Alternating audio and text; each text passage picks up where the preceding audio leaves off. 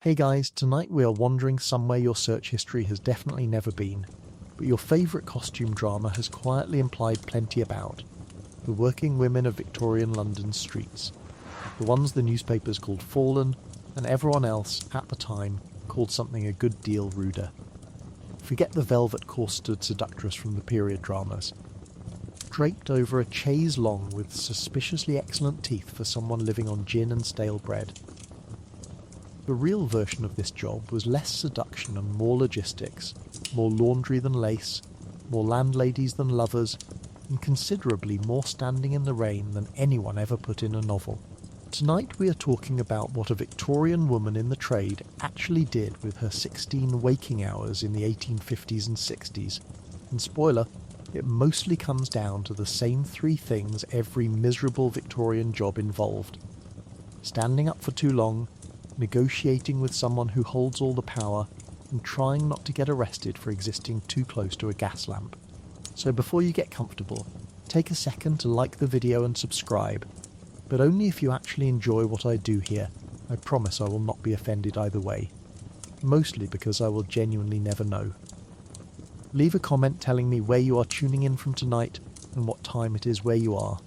because it is one of my favourite parts of this whole strange arrangement. Watching a little map of the world light up while everyone drifts off at wildly different hours. Now go ahead and dim the lights, maybe click on a fan for that soft forgettable hum, get yourself tucked in properly, because tonight is a long one, and by the end of it you are going to feel very warmly indeed about your own bed, your own bathroom, and your own complete lack of a landlady who inspects your comings and goings like a customs officer with a grudge and a rent book. Let us just sit with a few questions for a moment, the kind you have never asked out loud at a dinner party, but have absolutely wondered at 2 a.m.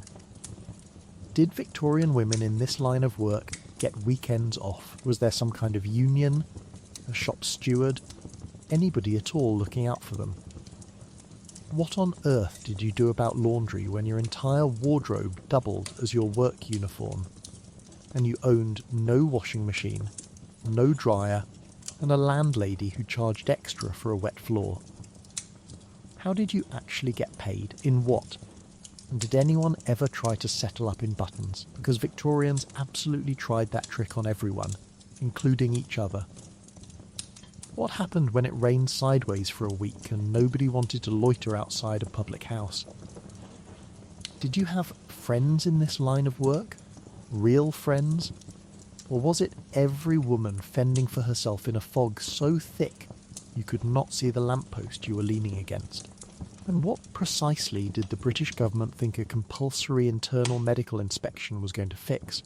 And did it occur to a single one of the men who wrote that law that they might be part of the problem too? We are going to answer every one of these tonight, slowly, gently, and in considerably more detail than is strictly good for you before bed. Congratulations, you have just woken up in London, in the year 1862, in a rented room above a chandler's shop that smells permanently of tallow, coal smoke and regret.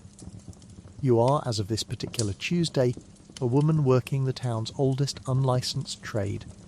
and you have approximately 4 hours before the landlady starts banging on the door about the rent. The first thing you notice is that the room does not belong to you, not really, and it never quite will, no matter how many weeks you pay for it. You surface out of sleep somewhere around noon, which sounds decadent until you remember you were working until 4 a.m. and your night has simply been rotated 90 degrees relative to everyone else's. The light through the one grimy window is the pale, apologetic kind London gives you even at its best, filtered through coal smoke so thick the sun looks like a boiled sweet somebody has already sucked on. You are lying on a narrow iron bedstead that creaks with the enthusiasm of a much older piece of furniture, on a mattress that has absorbed the sweat, tears, and general despair of at least 3 previous tenants, none of whom, as far as you know, ever got their deposit back either. The room itself is a single rented chamber, shared with 1 or 2 other women if you are unlucky, or blessedly your own if you are managing to scrape together enough for privacy. which in Victorian London is a luxury roughly on par with owning a carriage. There is a washstand with a chipped basin, a chair doing double duty as a wardrobe, and a fireplace that either has no coal in it or has coal in it that you cannot afford to burn until evening, so you lie there in the residual chill of the night before, listening to London wake up without you. Costermongers shout below. A dustman's bell clangs somewhere down the street. Somebody's child is crying with the specific. Tireless energy only a small child furious about porridge can produce. You, meanwhile, have exactly one goal this early, not moving until absolutely necessary. Because moving means the floorboards, and the floorboards are cold enough to qualify as a punishment in their own right. Consider, for a moment, your modern morning. You wake up, perhaps annoyed, perhaps groggy, but warm, in your own space, under your own roof, with a door that locks from the inside, and nobody standing outside it wondering aloud whether you are good for the rent. You have a thermostat. You have, if you are lucky, an actual choice about what time you get up. None of that applies here. Your first waking thought is not what should I have for breakfast. It is who do I owe money to today, and the answer, without fail, is your landlady, who has already begun composing the specific tone of voice she plans to use on you before the clock even strikes 1. You sit up eventually, because the alternative is starving in bed out of spite. And your joints announce themselves the way joints do, when a body has spent the previous 8 hours upright, walking, standing, occasionally running from constables, and getting rained on. Nobody in this line of work gets a lie-in the sense we mean it today.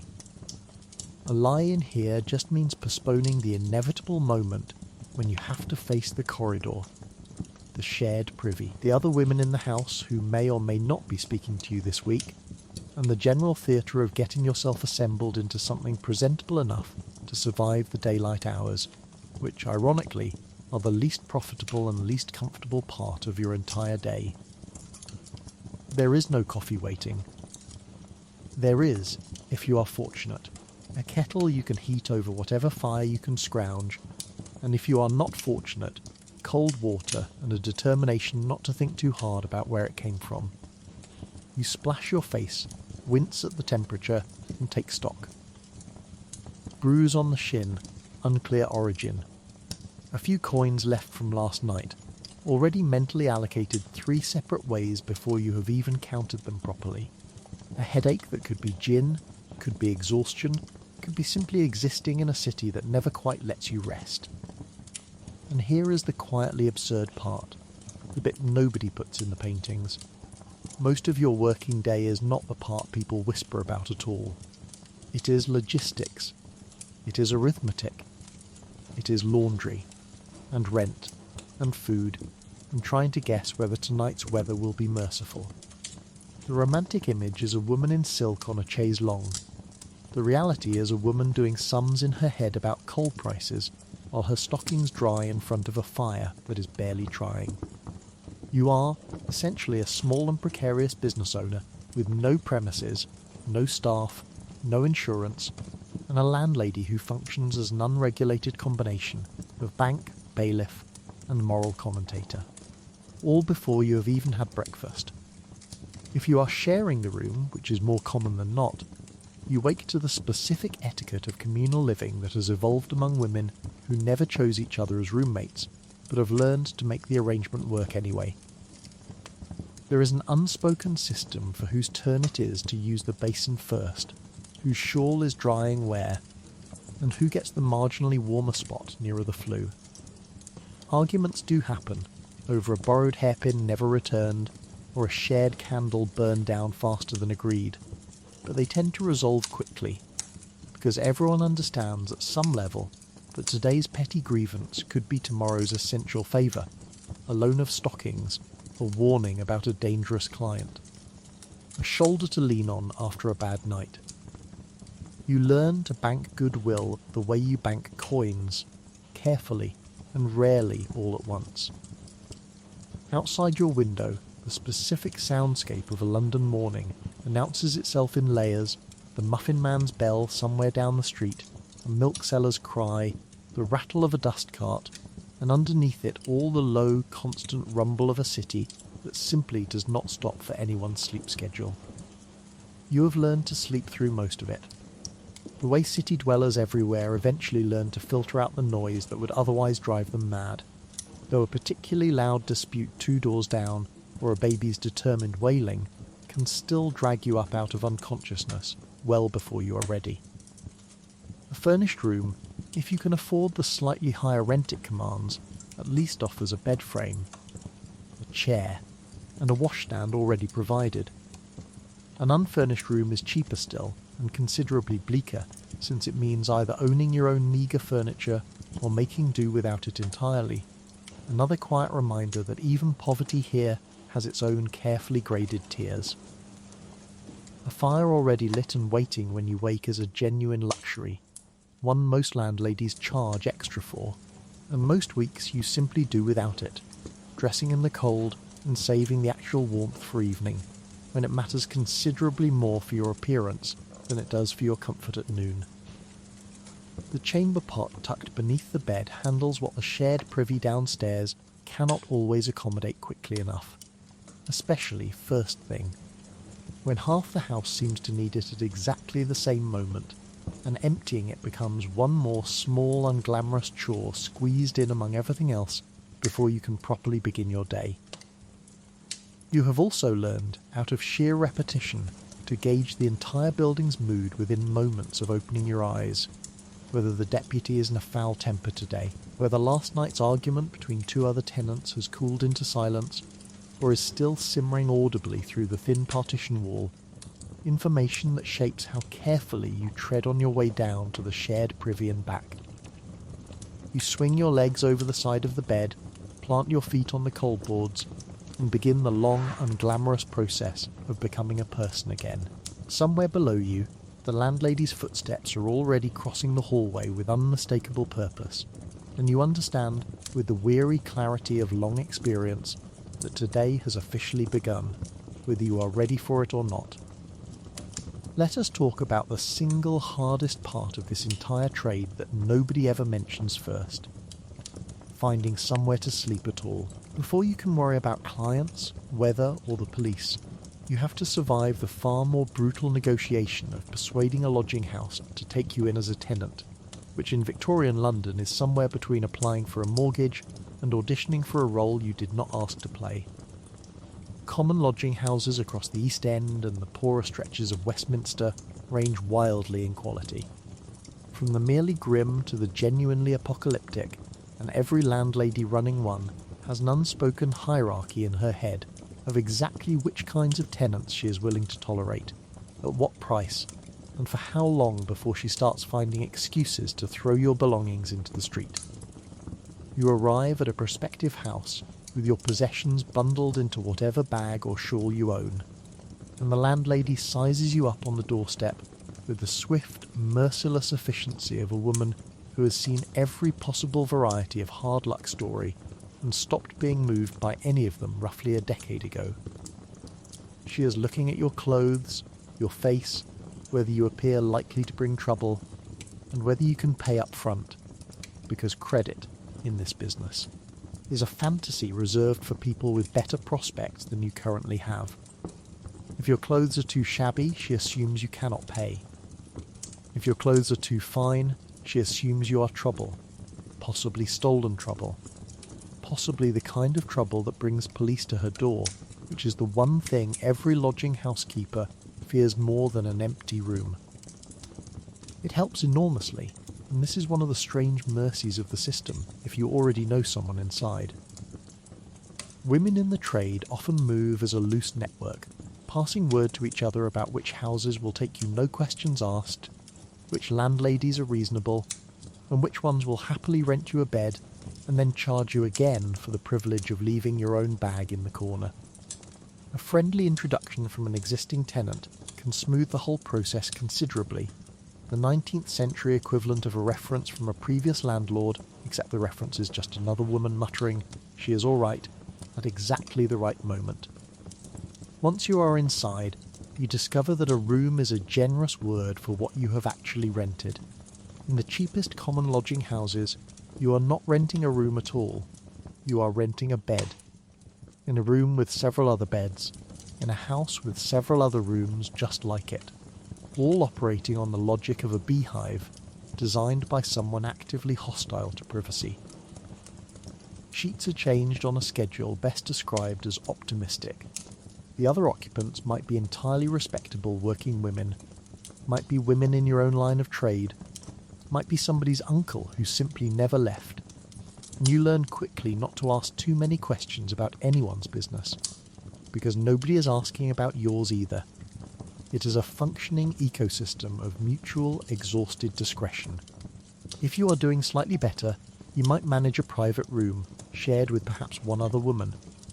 Which sounds luxurious until you realise it mostly means you now have exactly one roommate to negotiate bed sharing, fire sharing, and general household diplomacy with rather than 11. Better still, and considerably rarer, is securing a room in a house run specifically for women in the trade, sometimes euphemistically called an accommodation house, where the landlady understands the rhythms of your work, does not ask questions about your hours, and may even let you bring a client back for a fee that she takes an unapologetic cut of, functioning less like a landlady and more like an extremely stern, extremely profit-motivated business partner. The gauntlet does not end once you have found a bed. Every lodging house has rules, spoken and unspoken, about behaviour, noise and payment. And every landlady enforces them with the theatrical severity of a woman who has genuinely seen it all and is no longer impressed by any of it. Fall behind on rent even slightly, and your possessions can be seized as security, sold, or simply held hostage until you cough up what you owe. An arrangement with essentially no legal protection whatsoever on your side of the ledger. Get too rowdy, bring the wrong kind of attention, or simply fall out of favour, and you can find yourself back on the doorstep with your bundle.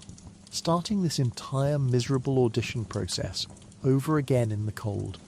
which is precisely the outcome everyone in this system is quietly terrified of at all times. The law itself has taken a passing interest in all of this, for what little good it does you personally. Common lodging houses are technically required, under an act passed at mid-century, to register with the police and submit to periodic inspection for overcrowding and basic sanitation,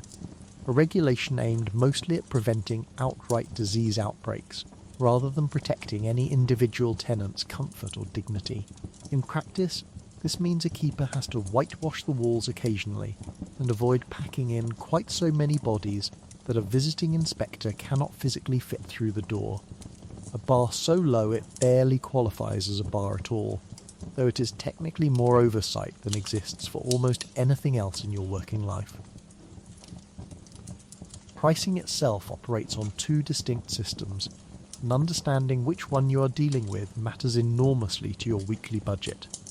Some houses rent by the single night, a few pence for a bed with no questions asked and no commitment beyond tonight. Ideal when your finances are too unpredictable to promise anything further ahead.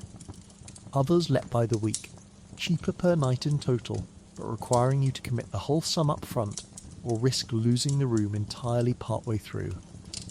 A gamble that only makes sense once your income has become reliable enough to plan a full week ahead,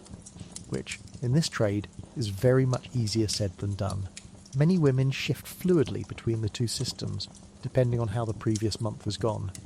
treating the choice itself as one more small, exhausting piece of financial strategy layered on top of everything else.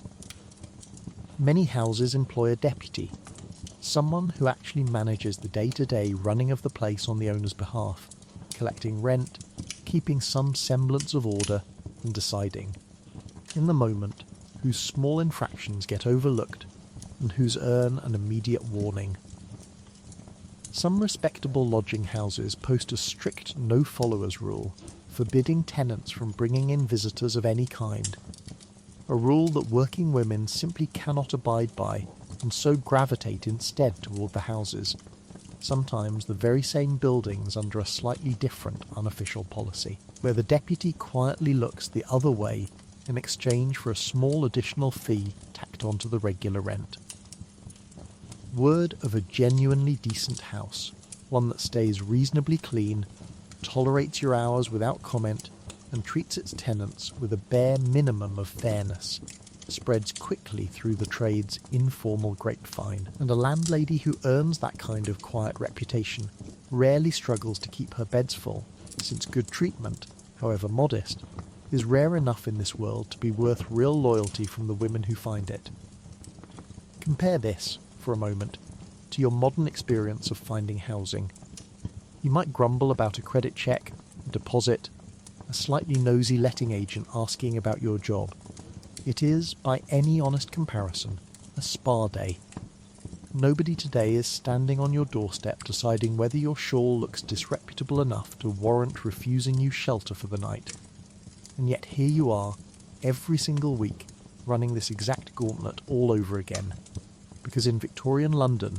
a bed is never something you simply have. It is something you are constantly, exhaustingly, in the process of re-earning, one rent day at a time,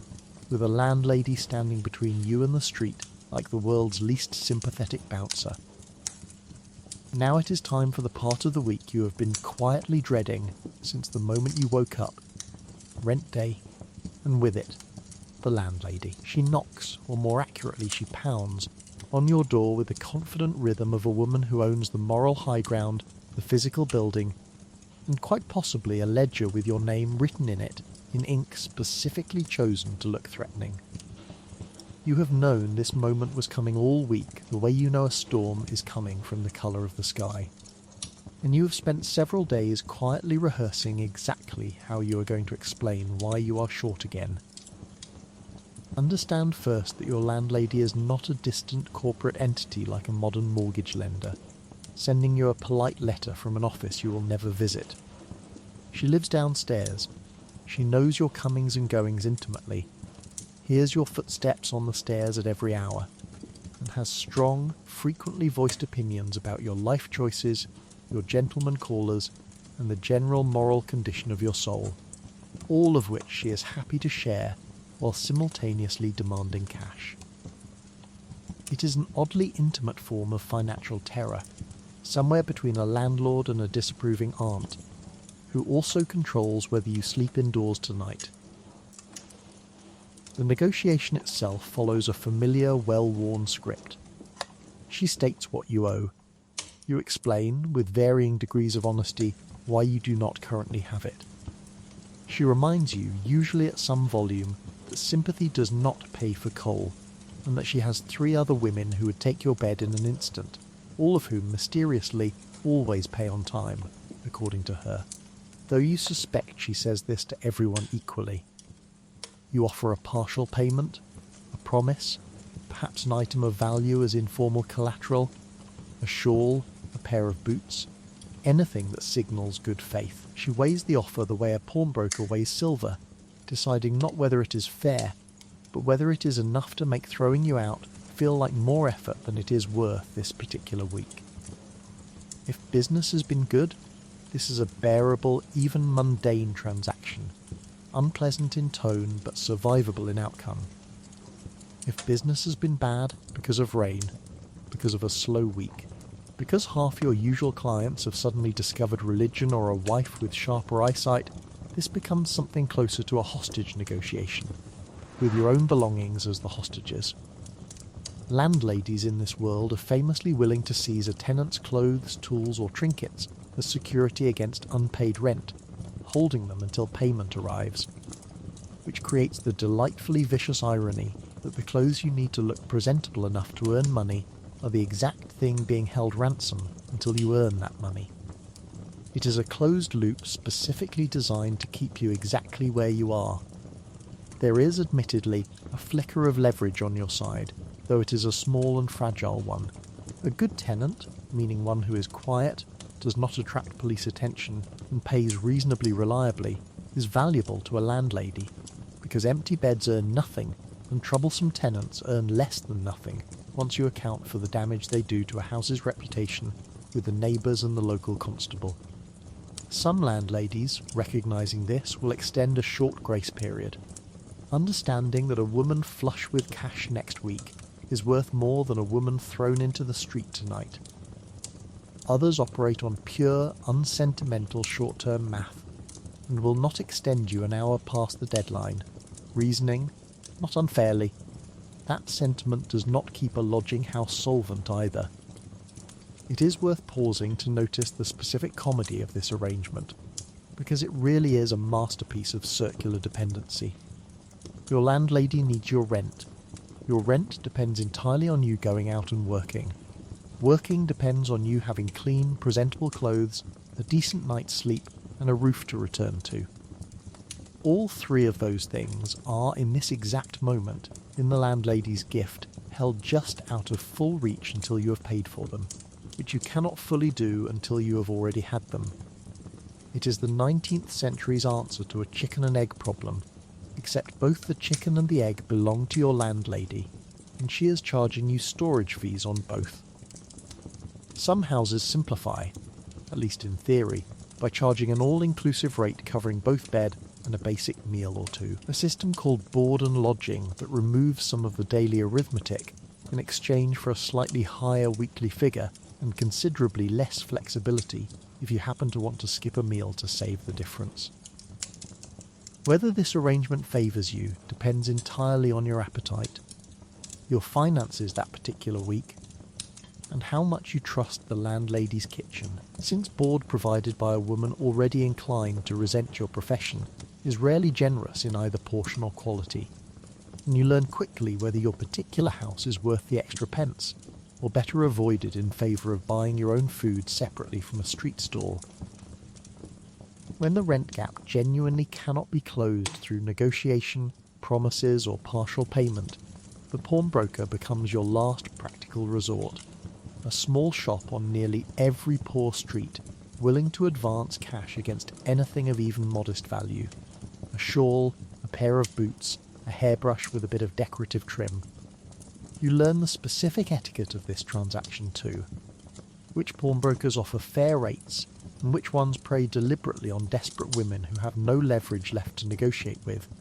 and you learn to redeem your pledged items the moment you can afford to, since anything left too long simply becomes the pawnbroker's property to resell, one more small, humiliating leak in an already leaking boat. Plenty of landladies also run an informal running tab, sometimes called the slate, allowing small debts to accumulate over a week or two before demanding full settlement. A system that offers you a bit of breathing room, but also hands your landlady an unusually detailed, unusually personal ledger of your finances, which she is not above referencing pointedly whenever she wants to remind you. Exactly how precarious your position with her actually is. A handful of landladies, recognising where their own long-term interest actually lies, will occasionally advance a struggling tenant a little credit against future earnings rather than throw her out entirely. A calculated kindness dressed up as simple business sense. Since an empty bed earns nothing at all while a temporarily indebted tenant, given a little grace, usually pays double the following week out of sheer relief. Eventually, one way or another, a deal is struck. Perhaps you hand over everything you have and start the week in debt.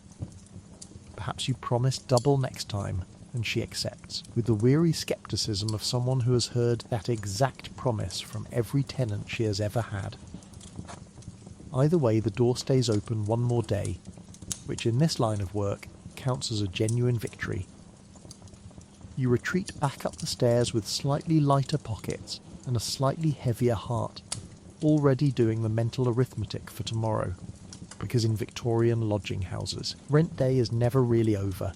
It simply goes into hiding until it is ready to ambush you again next week, wearing exactly the same disapproving expression.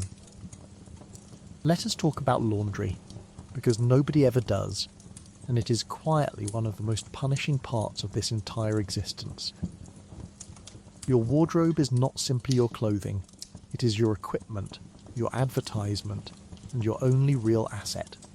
all folded into 2 or 3 dresses that have to survive rain, mud, tobacco smoke, spilled gin, and the general indignities of London streets, night after night, with no washing machine, no dry cleaner, and precious little money to replace anything that finally gives up the fight. You own, if you are doing reasonably well, perhaps 2 outfits, one for work, one for everything else, which in practice usually means one dress worn constantly and one dress theoretically kept clean but frequently pressed into service anyway, because the first one is currently soaking in a basin, refusing to dry,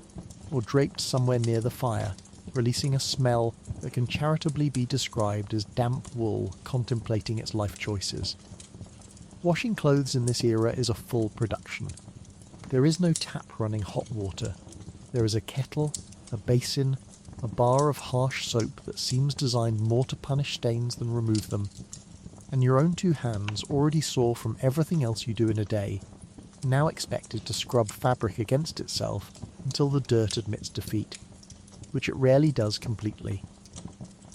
Consider the sheer mathematics of it. You need your clothes dry and presentable for tonight's work, but wet fabric in a cold London room can take a full day or more to dry properly, especially in winter when the air itself seems personally invested in staying damp. So you are constantly playing a grim logistical game, wash today and risk going out tonight in something still faintly moist at the hem, or delay the wash another day and risk going out in something that has quietly become its own weather system. Either option has consequences. Damp fabric clings unflatteringly and chills you to the bone on an already cold street. Unwashed fabric announces itself to every client within several feet, which is spectacularly bad for business in a trade that depends, at minimum, on not smelling like a dockside pub floor. Then there is the matter of what you are actually washing out. Mud from the street, which in Victorian London is never just mud. It is a rich, complex blend of horse manure, coal soot, and things best not examined too closely. It gets onto every hem within minutes of stepping outside. Add to that spilled drinks, the inevitable evidence of a long night working close to strangers, and the simple wear of fabric rubbing against fabric for 16 hours a day, and you begin to understand why laundry is not an occasional chore here, but a near constant low-grade emergency running quietly underneath everything else you do. If you can manage it, you send heavier items out to a washerwoman, paying a few precious pence to have someone else wrestle your linen into submission, which is a genuine luxury. The Victorian equivalent of paying for a laundry delivery service, except the delivery service is a woman doing this by hand in a shed somewhere, boiling water over her own fire, for wages that are themselves barely enough to survive on. Most of the time, though, you are doing this yourself, hunched over a basin in whatever corner of the lodging house you can claim, scrubbing collars and cuffs that show every mark twice as clearly as anything else, because collars and cuffs are the first thing anyone actually looks at, a fact you have learned the hard way from being turned away, more than once, for looking insufficiently respectable at the exact moment respectability mattered most. Drying is its own separate battle. There is no radiator gently humming your clothes dry overnight. There is a fire guard, a chair pulled close to whatever fire you can afford to keep lit, and the specific anxiety of turning a damp stocking every 20 minutes, praying it dries evenly rather than scorching on one side while staying soggy on the other. In a shared lodging house, you are also competing with every other woman in the building for the same few feet of drying space near the same single fire, which leads to a delicate, silent choreography of whose shift, whose stockings, and whose turn it is to hover anxiously by the hearth like a nervous chef checking a souffle that costs money you do not have to replace if it fails. And here is the truly cruel twist in all of this. Your income depends entirely on your appearance, and your appearance depends entirely on clean, dry, presentable clothing. And clean, dry, presentable clothing depends entirely on time and money you can only get by working, which requires you to already have clean, dry, presentable clothing. It is the same vicious circle as the rent, wearing a slightly different, slightly damper hat. Miss a wash day because you are too exhausted, and you spiral into a week of looking progressively more dishevelled, which costs you clients, which costs you money, which costs you the ability to properly wash your clothes the following week either. Starching collars and cuffs, when you can spare the extra effort and the tiny quantity of starch it requires, gives a fresh, crisp finish that reads instantly as respectable to anyone glancing your way, and you learn to make a small amount of starch stretch across as many garments as possible, applying it thinly to exactly the visible edges that matter most rather than wasting any on fabric. Nobody will actually examine closely. Bluing, a small packet of dye added to the rinse water to counteract the yellowing that hard use and coal smoke inevitably work into white fabric, is another small trick passed along from woman to woman. A few pence spent to buy your linen another few weeks of looking properly clean, rather than merely adequately clean. A distinction that matters more than you would ever have guessed before this trade taught you to notice it. In winter, the whole drying calculation becomes considerably more brutal, since a fire large enough to dry clothing quickly also costs coal you may not have to spare,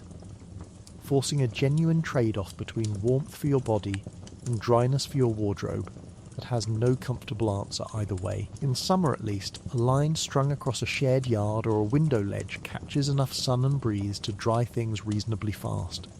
provided it does not rain, and provided nobody's washing gets stolen off the line entirely, which happens often enough in a neighbourhood where somebody else's clean petticoat represents a genuine sellable asset to anyone desperate enough to take it. A nearby communal washhouse, where one exists within reasonable walking distance, offers the use of a proper mangle for wringing out water far more thoroughly than your own two hands ever could,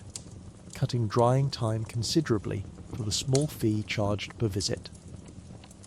Ironing afterward means heating a heavy flat iron directly on the fire, testing its temperature against a licked finger before it ever touches fabric, a skill that takes real practice to avoid scorching the exact collar you were trying so hard to keep presentable in the first place. You also learn from bitter early experience exactly which garments punish carelessness the most severely, a dark wool skirt that shows every water spot plainly once it dries, a pale petticoat that seems to attract every speck of soot in London the very moment it leaves the wash basin, and you plan your entire washing schedule accordingly, tackling the least forgiving pieces first, while your patience and your daylight both still hold out. Modern laundry, by comparison, is barely an inconvenience. You toss a load in, press a button, walk away, and return to warm, dry, machine-fresh clothes within the hour, all while barely thinking about it. You have never once had to weigh the relative risks of damp versus dirty as a genuine strategic dilemma affecting your evening's income. You have never had to guard a single stocking from a housemate with equally urgent drying needs. Spare a thought tonight, as your dryer hums quietly in another room doing all the work for you, for every Victorian woman hunched over a basin at midnight, scrubbing a collar by candlelight, quietly calculating whether it will be dry enough by 6. It is late afternoon now, the laundry situation has been managed as well as it can be, and it is time to actually get dressed, which in this line of work is less a simple act of putting on clothes and more a careful, deliberate performance with real financial stakes attached to every decision. There is no company uniform here, no dress code handed down from management, just you, your very limited wardrobe, and an intuitive understanding, hard won through experience, of exactly what signals respectability, availability, and just enough colour to catch an eye without catching a constable's. The line you are walking is remarkably fine.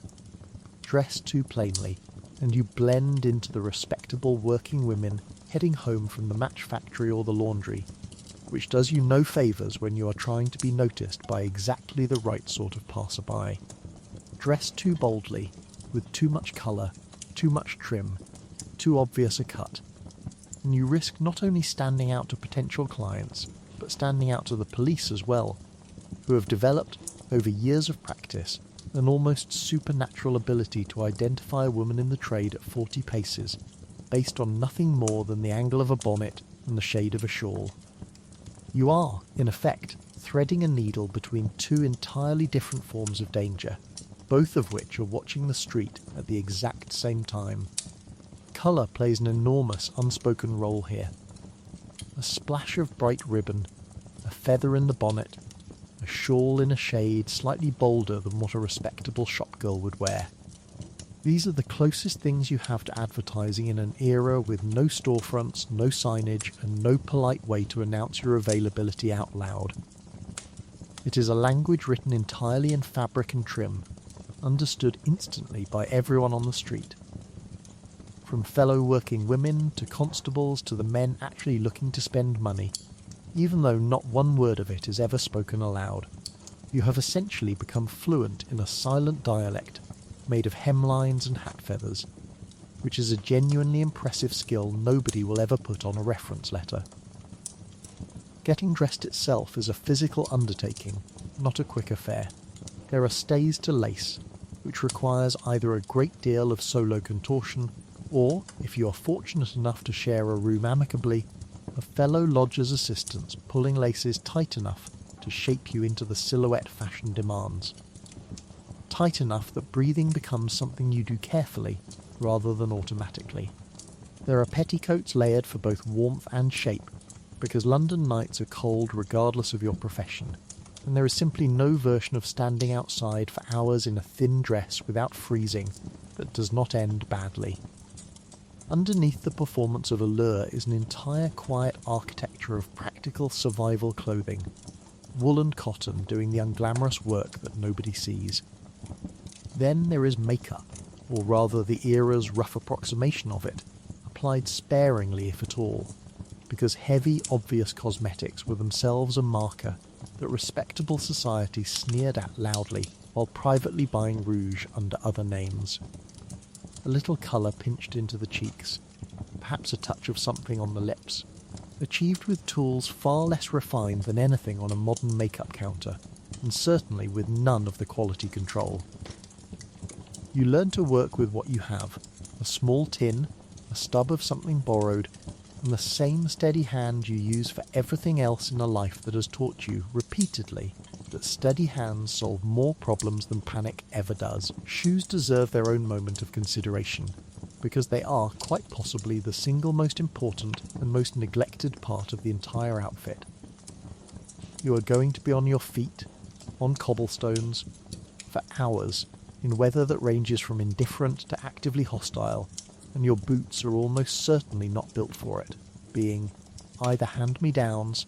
second-hand purchases, or the same pair you have owned for longer than is medically advisable. Blisters are not an occasional inconvenience here. They are a chronic condition, managed rather than cured, endured rather than treated, because new boots cost money you do not currently have, and cannot spare on something as frivolous as comfort. Hairstyling itself often calls for more than your own natural supply allows, and a small trade in false hair, sometimes called rats or switches, pieces of real or artificial hair pinned in to add volume and height to a style, circulates quietly among working women who cannot afford a proper hairdresser but still want the fuller, fashionable silhouette the era demands. A well-placed hairpiece, cleaned and reused carefully across many months, does an enormous amount of visual work for very little ongoing cost, though it requires a steady hand and considerable practice to pin invisibly rather than looking, as a poorly managed one inevitably does, like exactly what it is. The crinoline and its later, slightly less absurd successors present their own particular hazard for a woman who spends her entire working life navigating narrow streets, crowded doorways, and the occasional hasty retreat from an unwelcome situation. A skirt wide enough to catch on a passing cartwheel, a lamppost, or another woman's equally wide skirt is a genuine, constant physical liability. And experienced women learn to manage their fashion with a practical eye toward mobility that a lady stepping only from carriage to drawing room never has to develop, adjusting hoops, trimming width, or simply accepting a slightly less fashionable, considerably more manoeuvrable silhouette in exchange for the ability to move quickly when a situation calls for it. Lacing your own stays without assistance is possible but considerably harder, and a shared room at least offers the practical benefit of a second pair of hands to pull the laces properly tight. A small daily intimacy between roommates that has nothing to do with affection and everything to do with simple physical necessity. Fabric choice matters too, since a cheap wool or alpaca blend holds its shape and resists visible wear considerably better across repeated use than the flimsier cottons you might otherwise be tempted toward for their lower price. A lesson usually learned the expensive way, through one disappointing dress that fell apart within a single season. By the time every layer is finally in place, stays laced, petticoats settled, hair pinned and powdered as best you can manage, you have effectively built yourself a costume from the ground up with no dressing room, no assistant beyond a tired roommate, and no mirror worth the name. An accomplishment that would earn genuine respect from any modern actor required to do their own quick change under considerably better lighting. By the time you are fully dressed, laced, pinned and powdered as best you can manage, you have spent the better part of an hour assembling an outfit that has to do an enormous amount of work. Keep you warm, make you noticeable, keep you legally ambiguous enough to avoid immediate arrest, and survive a full night of walking, standing and general wear, all without a single stitch of it actually belonging to a wardrobe designed for any of that. Compare this to your own morning routine, complaining about picking an outfit from a closet full of choices, each one clean, dry and purpose built for its task. You have never once had to consider whether your shawl might get you arrested. Count that tonight among your quieter blessings. By the time you sit down to eat something resembling a meal, it is well into the afternoon, and calling it breakfast is a technicality rather than an accurate description, since the sun has already been up for hours and everyone else in London finished their actual breakfast long ago. Your first meal of the day happens on your own private schedule, dictated entirely by when you finally woke up, and it is shaped, as everything else in your life currently is, by exactly how much money survived the previous night intact. If last night went reasonably well, you might manage bread, a bit of butter if you are feeling flush, and tea strong enough to argue with, purchased from a nearby shop or a street stall, eaten quickly and without much ceremony,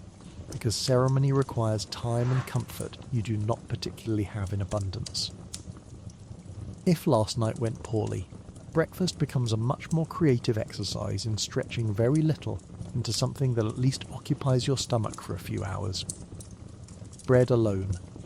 Perhaps a bit of dripping if you have it, that thin layer of leftover fat spread thinly across a slice like the world's saddest impersonation of butter. Coffee or tea reused from the previous brewing, weaker each time, until it is less a beverage and more a warm, vaguely brown liquid you drink out of habit and hope. The street around you offers a constant, torturous parade of food you cannot always afford. Costermongers sell hot potatoes, whelks, pies, and all manner of small, cheap, delicious things designed specifically to torment a woman counting her coins with great precision before committing to a single purchase. You develop out of necessity an entire mental ledger of food math running constantly in the background. This many pence for a pie means this much less for rent, means potentially skipping tonight's gin entirely, means being slightly more sober and slightly more employable, which, depending on how you look at it, might actually work in your favour. Meat is a luxury reserved for good weeks, appearing perhaps as a bit of bacon, a scrap of sausage, or if fortune has been especially kind, a small pie with actual identifiable filling inside it. Vegetables appear when in season and cheap, disappear when they are not, and the whole diet skews heavily toward bread, potatoes and whatever can be bought hot and immediately consumed on a street corner. Because you do not have a proper kitchen of your own, only whatever the landlady's fire allows, and whatever you can buy already cooked from someone else's fire instead. There is a real and constant tension between eating well enough to keep your strength for a long night's work and spending money you desperately need for rent, clothing repair, or simply keeping some in reserve for the inevitable slow week ahead. Some women skip meals entirely on hard days, prioritising appearance and rent over their own stomachs. A decision that catches up with them eventually in fainting spells, in illness, in the specific grey exhaustion that comes from a body running on tea and willpower alone for too many days in a row. It is, in the grimmest possible sense, an occupational hazard nobody writes into any official record. Gin, it must be said, plays its own complicated role in this meal, functioning simultaneously as food substitute, painkiller, social lubricant, and, on the worst days, a genuinely dangerous crutch. A glass of gin is cheaper and faster than a proper meal, dulls both hunger and cold, and offers a brief artificial warmth against a life that offers precious little of the real kind. It is also, of course, exactly the sort of thing that makes tomorrow's version of you a little bit worse off. A little more prone to poor decisions, a little further from the steady, clear-headed woman who negotiates rent and reads a street full of danger correctly. Everyone in this line of work knows the trade-off intimately, and most make it anyway. Because clear-headed poverty and slightly numbed poverty both hurt, and only one of them hurts a little less in the immediate moment. The penny-gaff stalls and cook shops nearby offer a surprising variety for the coin available. Hot eel, fried fish, baked potatoes steaming from a metal can, meat pies of debatable but generally tolerable content, each one a small. Calculated indulgence weighed against tomorrow's rent. You develop favourites, a particular stall whose pies never seem to disappoint, a particular seller who gives an honest portion rather than shorting you the moment your back is turned, and loyalty to these small vendors becomes its own quiet, mutually beneficial relationship, since a regular customer is worth a fair deal to a stallholder just as surely as a regular client is worth fair treatment to you. When money is genuinely tight, sharing becomes the order of the day among roommates, a loaf split 3 ways,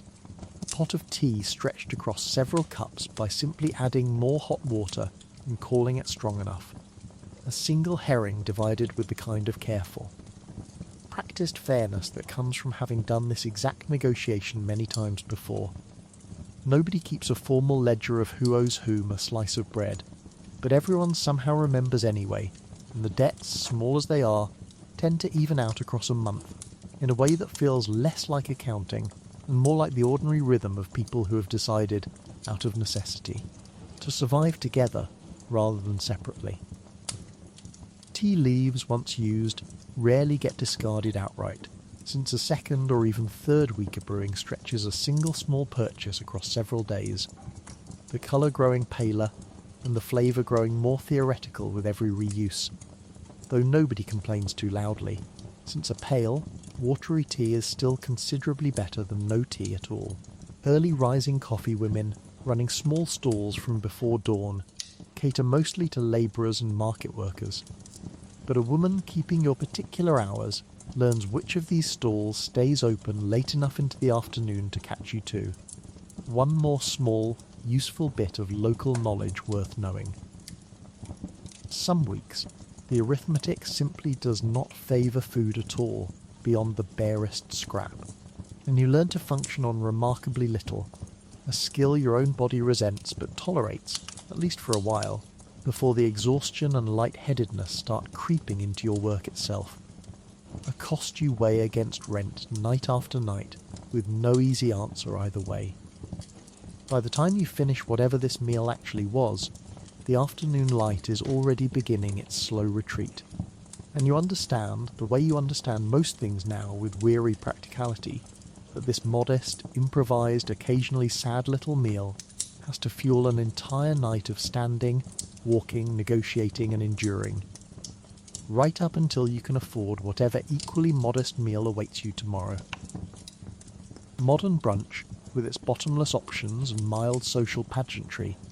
would frankly baffle you. You would probably just ask, quietly, whether they are actually going to eat all of that, or whether some of it is available to take away for later, because later, in your world, always needs planning for. It is worth pausing here, before the evening properly begins, to to understand something crucial about your situation, which is that the trade is not one single uniform experience, but a whole steep, unforgiving ladder, with your position on it determining almost everything else about your daily life, from your income to your safety to how the law itself chooses to treat you. Victorian society, ever obsessed with rank and category, has quietly sorted this entire underground economy into tiers as rigid as anything in respectable drawing rooms, even while pretending publicly that the whole thing barely exists at all. At the bottom of this ladder stands the streetwalker, which is very likely where you find yourself tonight, working the pavements, parks, and dimly lit corners directly, negotiating in person, in public, exposed to weather, police, and the general unpredictability of strangers, with essentially no barrier between you and whatever the night decides to throw at you. This is the most visible, most policed, and most physically punishing tier, offering the least protection and the smallest, most inconsistent earnings, because you are entirely dependent on whoever happens to walk past, on any given night, in any given weather, with any given amount of money in his pocket. One rung up sits the brothel worker, employed, if that is the right word, within an actual house run by a madam or keeper, who takes a significant cut of every transaction in exchange for providing a roof, some measure of security from immediate street violence, and a built-in stream of clients who do not need to be individually located and persuaded on a freezing corner. This arrangement trades independence for stability, a bargain that looks appealing on paper and considerably messier in practice, since the madame controls the premises, the schedule, and often the woman's debts as well, in a system that can trap a woman in obligation just as thoroughly as any landlady's rent book, if not more so. Above that, occupying a rarer and more precarious position, is the kept woman, sometimes called a mistress in the more polite drawing rooms that discuss her existence in hushed, faintly scandalised tones, maintained privately by a single wealthy or middle-class gentleman in reasonably comfortable lodgings, with regular income, decent clothes, and none of the nightly street exposure the women below her endure. It sounds, and briefly can be, the most comfortable arrangement of them all, but it comes with its own precariousness, since her entire security depends on the continued interest and continued solvency of exactly one man, and the moment his interest wanders, his fortune collapses, or his wife finally puts her foot down, the kept woman can find herself falling straight back through every tier beneath her, with no warning at all.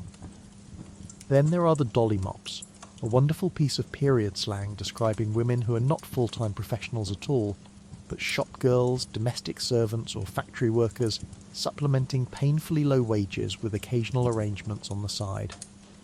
Dipping into the trade part-time out of sheer economic necessity rather than full commitment to it. This category reveals something uncomfortable and important about the entire system, which is that the line between respectable poverty and this trade was, for enormous numbers of Victorian women, distressingly thin, a matter of a few missed wages rather than any fundamental difference in character. What determines where you sit on this ladder is rarely talent, charm or effort, and almost entirely luck, connections, looks by the narrow standards of the day, and sheer economic circumstance. A woman can slide down a tier through illness, age, or simple bad fortune far more easily than she can climb up one,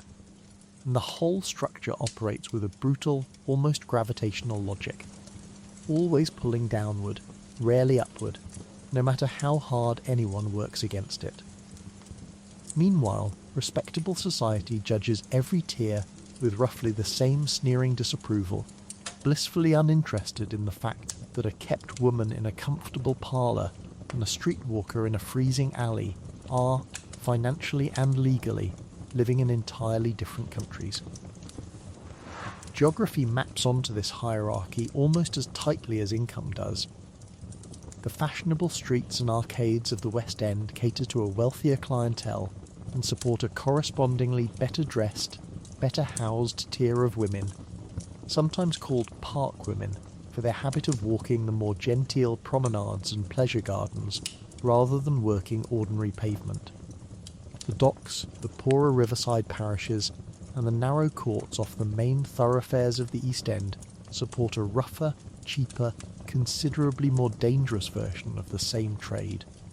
serving sailors, labourers, and men with far less money and frequently far less patience. A woman's address, in this sense, functions almost like a shopfront, signalling instantly which tier of the market she is competing in, long before she has said a single word to anyone.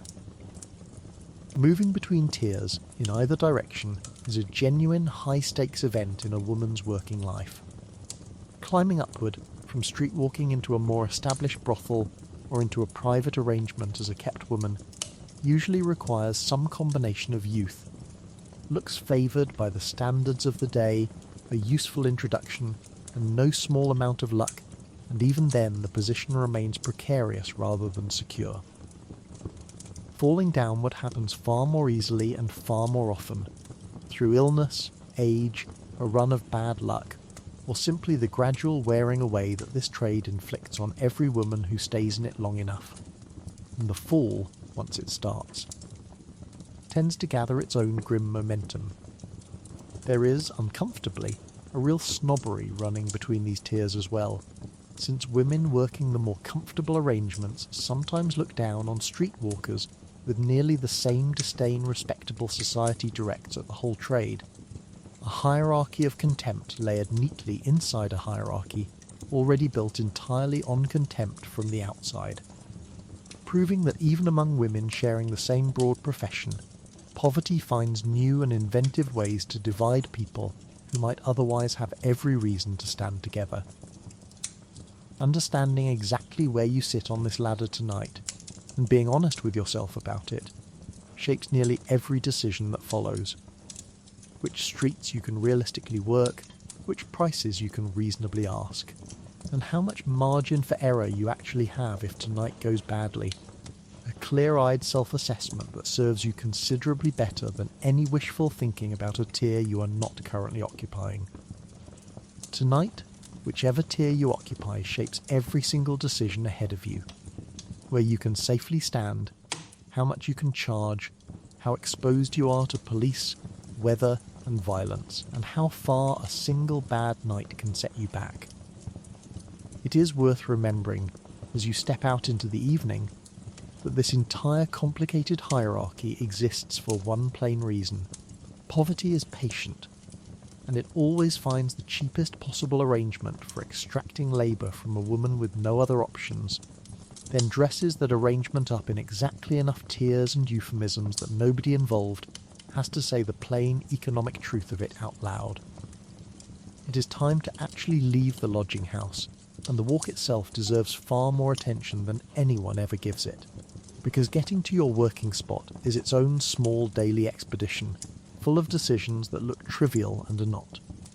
You step out into the street as the gas lamps are being lit one by the lamplighter, making his slow, methodical rounds with his ladder and his long pole, a strangely peaceful sight against the backdrop of everything you are about to walk into. The cobblestones are slick with the day's accumulated grime, faintly greasy underfoot, in a way that turns every step into a small negotiation with gravity. And the air carries that distinctive London evening smell, coal smoke thickening as household fires are stoked for the night, mixed with river damp, horse dung, and the greasy tang of someone's fried fish supper drifting from an open doorway. Your beat, the specific stretch of street, square, or set of corners you consider your working territory, is not something assigned to you by any authority. It is something you claim, defend, and quietly negotiate with every other woman working nearby. An entirely informal system of property rights enforced through reputation, seniority, and occasionally, when words fail, through open confrontation. Certain streets are famous, practically institutional, thick with women working every night regardless of weather, while quieter side streets and squares offer less competition, but also considerably less foot traffic. A trade-off you weigh nightly depending on your mood, your finances, and how much energy you have for either crowds or solitude. Walking to your spot means crossing paths with an entire cast of London nightlife, most of it entirely unrelated to your own business. There are costermongers packing up their stalls, exhausted clerks trudging home from late shifts, respectable couples hurrying past with their eyes fixed determinedly forward, and the occasional drunk gentleman already 3 sheets to the wind well before the evening has properly started,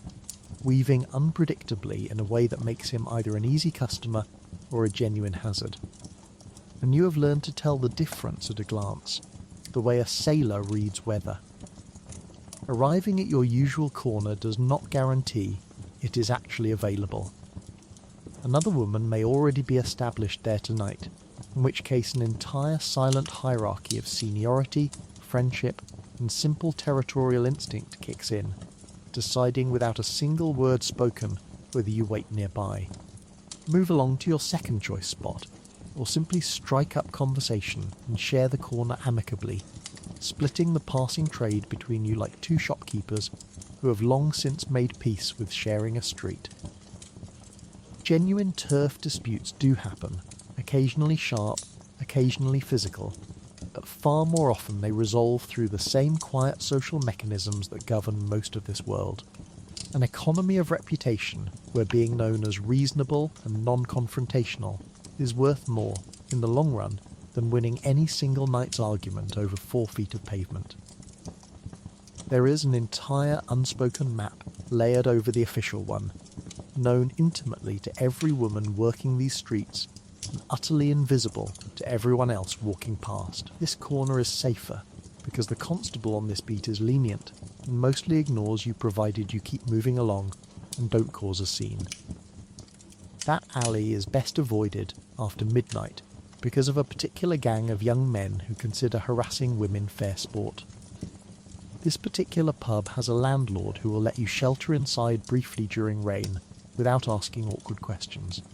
provided you buy at least a small drink to justify your presence. You carry this entire invisible atlas in your head, updated constantly through gossip, personal experience, and the fast-moving informal news network that exists among working women,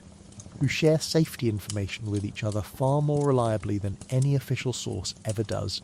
The walk itself is also, in its own grim way, a performance, a slow, deliberate stroll rather than a purposeful march, designed to look approachable without looking desperate, available without looking obvious enough to draw a passing constable's immediate attention. You have developed through sheer repetition an entire practiced posture for this. Chin level, pace unhurried, eyes making just enough contact to signal interest without lingering long enough to look like solicitation, a fine-tuned physical vocabulary that took months to learn and that you now perform automatically, the way anyone eventually stops thinking about the mechanics of a skill they have simply done too many times to consider anymore. Certain real, specific stretches of London become genuinely notorious for this trade during your era: the Haymarket and its surrounding theatres and supper rooms, the Strand with its late-night bustle, Waterloo Road near the railway terminus, each attracting its own particular character of trade and its own particular density of competition. Working one of these famous streets means constant company, constant competition, and constant police attention, all 3 cutting both ways, since a busy street offers more potential custom, but also considerably less room to manoeuvre, both physically and legally, than a quieter side street further from the fashionable bustle. Certain establishments along these routes, sometimes called flash houses, cater specifically and openly to this trade and its associated company, offering a mix of drink, company, and occasionally rooms for hire, operating in a legal grey area tolerated by authorities so long as things stay reasonably quiet and no respectable complaint reaches a magistrate's ear. Knowing exactly which flash houses currently welcome you, which have recently changed hands or policy, and which have fallen under closer police scrutiny this particular month, is exactly the kind of constantly updated street knowledge that separates an experienced woman from a newcomer still learning the terrain the hard way. Link boys, paid a penny or two to carry a lit torch ahead of pedestrians navigating the darkest unlit stretches, occasionally do double duty passing along useful bits of street news, which corner has a new constable posted, which alley the night soil men have blocked with their cart this particular week. Small paid informants in the loosest possible sense, useful to anyone willing to tip generously for reliable information about the ever-shifting terrain you navigate every single night. Even the pace of your walk shifts by neighbourhood, brisker and more purposeful through a rougher stretch you would rather not linger in, slower and more deliberately unhurried once you reach the corner where you actually intend to stand. A small adjustment in gait that becomes entirely automatic after enough nights of making exactly this same short strategic journey. Consider, for contrast, your modern commute, however tedious you find it. Perhaps you complain about traffic, about a crowded train, about a co-worker who talks too loudly on their phone. You have never once had to calculate whether your walking pace might get you arrested, never had to silently negotiate territory with strangers doing the same job, never had to memorise an invisible map of which alleys hide danger and which pubs offer brief conditional shelter. You arrive at your job. It does not require quite this much strategic reconnaissance simply to stand in the right spot. Spare a thought, tonight, for a woman who has turned an ordinary walk down the street into a small, exhausting art form, performed nightly, refined through necessity, and utterly invisible to everyone who was never forced to learn it. Now comes the part of the job that consumes more hours than anything else and gets talked about the least. Waiting. You have found your corner, settled into your practiced posture, and now you simply stand there, for hours, in weather that ranges from tolerable to actively hostile, watching London's endless foot traffic pass you by, while your feet slowly transform from mildly uncomfortable to genuinely rebellious. This is the unglamorous truth at the centre of the entire trade. It is not constant activity. It is mostly standing around, waiting for something to happen, which is a peculiar kind of exhaustion all its own. The tiredness that comes not from doing too much but from doing almost nothing for far too long, while remaining fully alert the entire time. Your feet, encased in boots that were never designed for this much standing on unforgiving cobblestones, begin protesting within the first hour, and do not stop until you finally sit down again, sometime after dawn. You shift your weight from one foot to the other in a slow, rhythmic sway that becomes almost hypnotic after enough repetitions, a private dance nobody else notices. Performed purely out of biological necessity rather than any desire to look graceful. Your lower back joins the complaint soon after, followed by your shoulders, tensed against the cold, and eventually by a dull, bone-deep fatigue that has nothing to do with sleepiness and everything to do with simply asking a human body to remain upright and alert for far longer than it was built for, to fill these long, dead stretches you talk. Other women working nearby become, out of sheer proximity and repetition, your closest daily companions, and the conversation that fills these hours ranges from practical trade gossip, which constable is working tonight and in what mood, to genuine friendship, complaints about landladies, jokes about particularly memorable clients. Small kindnesses like sharing a bit of bread or a nip of something warming from a hidden flask. This is where real community forms in a trade otherwise defined by isolation, standing shoulder to shoulder on a cold corner with women who understand your exact circumstances in a way nobody else in your life possibly could. There is also a great deal of watching, an entire unspoken skill of reading the street that every experienced woman develops over time. You watch for constables on their rounds, learning their routes and their timing the way a fisherman learns tides. You watch for drunk men who might turn nasty, distinguishing them from drunk men who are simply cheerful and generous, a distinction that genuinely matters for your safety, and that you have gotten disturbingly good at making from a single glance at gait and posture. You watch for other women's signals, a subtle shift in stance or expression that means trouble is approaching, an unspoken early warning system passed along a row of women faster than any shout could travel. The waiting is punctuated by small rituals that make the hours bearable. A cheap hot drink from a coffee stall, if one happens to be nearby and you have the pennies to spare,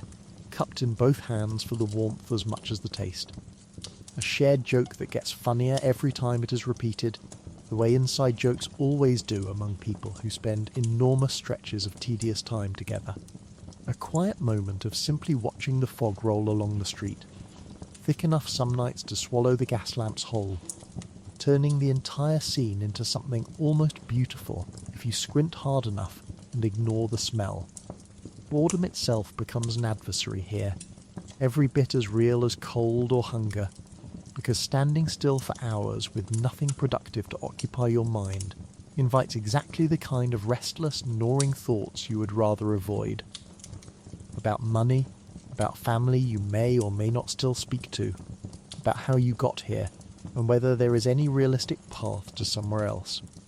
Some women manage this through conversation and companionship. Others manage it through drink, which solves the boredom temporarily, while creating an entirely new set of problems for later. A trade-off that, like so many in this life, only ever offers bad options wearing different disguises. Some women bring handwork to fill the emptiest stretches, a bit of mending tucked into a pocket. Plain sewing that can be picked up and set down instantly the moment a potential client approaches, since idle hands attract exactly the kind of restless boredom that makes the hours drag even longer than they already do. A half-finished stocking, worked a few stitches at a time between customers, becomes both a practical bit of household mending and a small psychological anchor. Proof that the evening is producing something tangible even during the long stretches when it is producing no money at all. Singing, too, fills these hours more often than you might expect. Snatches of popular music hall tunes traded back and forth between women standing nearby, sometimes joined by a passing group of men in a good mood, turning what could be a grim vigil into something closer to genuine, if modest, entertainment, these songs. Learned from penny sheet music or simply picked up by ear from the music halls that many women attend on rare nights off, become a shared cultural currency binding this loose community together. One more small proof that a hard life does not automatically preclude a fondness for a good tune, badly sung, in bad weather, by women who have found a way to make even waiting bearable. On the coldest nights, a hot chestnut seller's brazier nearby becomes a genuine gathering point, offering both warmth and a legitimate reason to stand still without looking quite so obviously idle. Your breath visible in sharp little clouds as you talk. Your fingers curled instinctively around whatever hot paper-wrapped item you have just purchased, less for the taste than for the few precious minutes of actual warmth it provides against hands that have long since gone numb. The strange thing about all this waiting, examined honestly, is that it teaches a peculiar kind of patience most modern lives never demand. A willingness to simply endure long stretches of discomfort without any guarantee of reward at the end of it. A discipline that would look, described in different clothing, remarkably like the resilient self-help books today try so hard and so unsuccessfully to manufacture artificially. Think for a moment about how much you complain about a slow shift at your own job, scrolling your phone, checking the clock, wishing time would move faster. Now imagine that slow shift extended across an entire freezing night, on your feet, on stone, with real financial consequences hanging on whether anyone at all walks past in the next hour, and absolutely no phone, no chair, and no guarantee the night produces a single coin. The waiting, more than the work itself, might be the single most exhausting part of this entire trade. Precisely because it demands total readiness while offering, for hours at a stretch, absolutely nothing to be ready for. When the cold becomes unbearable, or the waiting simply grinds you down past the point of standing it any longer, there is one reliable refuge available, and that is the public house. which in this line of work functions as something considerably more than a simple drinking establishment. It is an office without a desk, a waiting room without an appointment system, a substitute parlour, and on the very worst nights, something approaching a substitute home, all rolled into one smoky, noisy, blessedly warm building that will tolerate your presence, provided you keep buying small drinks to justify the table space. Step inside on a freezing night, and the sheer physical relief is immediate and enormous. Warmth from the fire and the press of bodies. Light from gas lamps and candles that actually lets you see your own hands properly for the first time in hours. And noise, glorious noise. Laughter and arguments and someone singing badly in the corner. A welcome contrast to the long silence of standing alone on a street corner, listening mostly to your own thoughts. You find a spot, order the cheapest drink that will not draw complaint from the landlord, and settle into something you have not experienced properly in hours, sitting down. The pub serves several practical functions simultaneously. It is where you actually meet a good portion of your clients, men who have had a drink or two, feel expansive and generous, and are considerably easier to approach and negotiate with than a stone-cold sober stranger passing briskly on the street. It is where you warm yourself between rounds of working the pavement outside, ducking in for 10 minutes of blessed heat, before steeling yourself to go back out into the cold.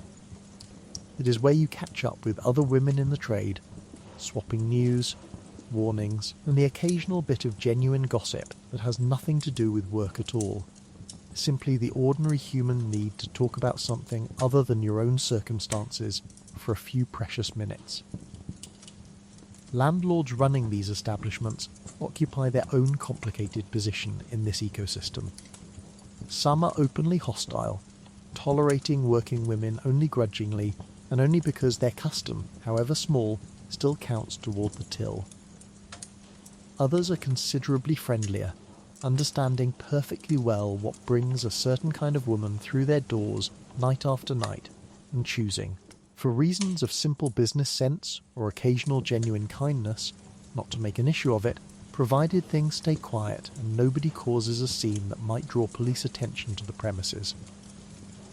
A good relationship with a friendly publican is a genuine asset, worth cultivating the way you would cultivate any useful professional relationship, because it buys you shelter, warmth, and a bit of goodwill on nights when you desperately need all three. The drink itself deserves honest mention, since gin and cheap beer flow freely through this entire world, serving as social lubricant, painkiller, and for some, a slow and genuinely dangerous habit that erodes health, judgment, and earning potential over time. A small drink to justify your seat is one thing. An entire evening spent drinking away both your profits and your good sense is quite another, and every experienced woman in this trade has watched at least one friend slide from the first category into the second, slowly, almost imperceptibly, until gin has become less a comfort and more a master. There is also danger here, folded in among the warmth and companionship, because a pub full of drinking men is also a pub full of potential trouble, arguments that escalate, jealous outbursts, the occasional man who simply cannot hold his liquor or his temper and takes both out on whoever happens to be nearby. Part of the skill of using a pub as your office is reading the room as carefully as you read the street outside, knowing exactly when the atmosphere has shifted from convivial to volatile, and having an exit strategy ready before you actually need it. The specific drink of choice varies by budget and taste, but gin, sometimes called Blue Ruin for its harsh, throat-scouring bite, remains the cheapest route to warmth and numbness available, while beer, gentler and slightly more expensive by volume,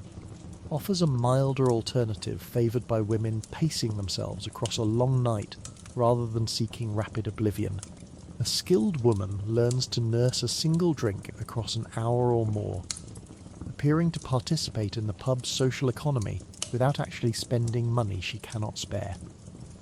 A small performance of consumption that any modern patron nursing a single overpriced drink at a bar would recognise instantly, even if the stakes were rather different. On nights when the pub itself feels too risky, too crowded with the wrong sort of trouble, or simply too far from your working corner, a pawnbroker's back room or a friendly shopkeeper's doorway can serve a smaller version of the same sheltering function. 10 minutes of relief from the cold in exchange for polite conversation or a token purchase. Further evidence of the informal web of small mercies that working women stitch together across an ordinary London street, none of it official, none of it guaranteed, all of it essential. Some establishments lay out a modest free lunch counter, salted thirst-inducing snacks meant to encourage further drink purchases, and a hungry woman learns exactly which pubs are generous enough with this spread to make a meal of it discreetly, alongside her single nurse drink, while men nearby occupy themselves with darts or skittles, providing a steady, low-stakes backdrop of noise and distraction that makes your own quiet presence at a corner table considerably less conspicuous. Regulars who see you in the same pub week after week eventually treat you with a familiarity that borders on genuine warmth, nodding a greeting, saving your usual corner table, small gestures of ordinary human recognition that matter more than their size suggests in a life that otherwise offers precious little of being simply unremarkably known.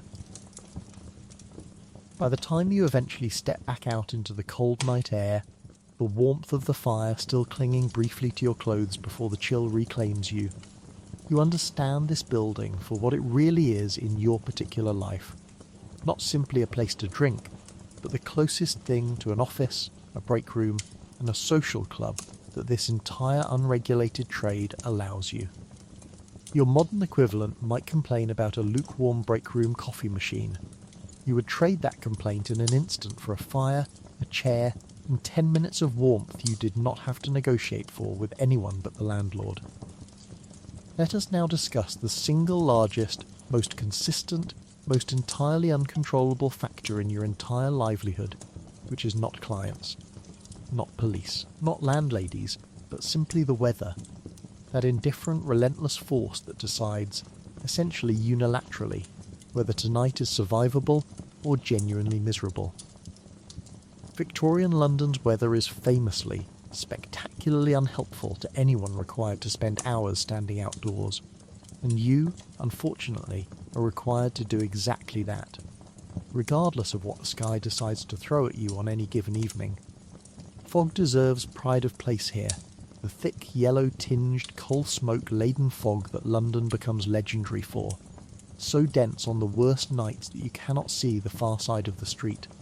let alone identify an approaching figure until they are practically upon you. This fog gets into your lungs, coats your clothes with a faint sooty grime, and turns the simple act of standing on a familiar corner into something disorienting, since the gas lamps themselves become dim, useless smudges of light rather than proper illumination. It is, in its own grim way, oddly effective camouflage, hiding you from constables just as easily as it hides potential clients from you.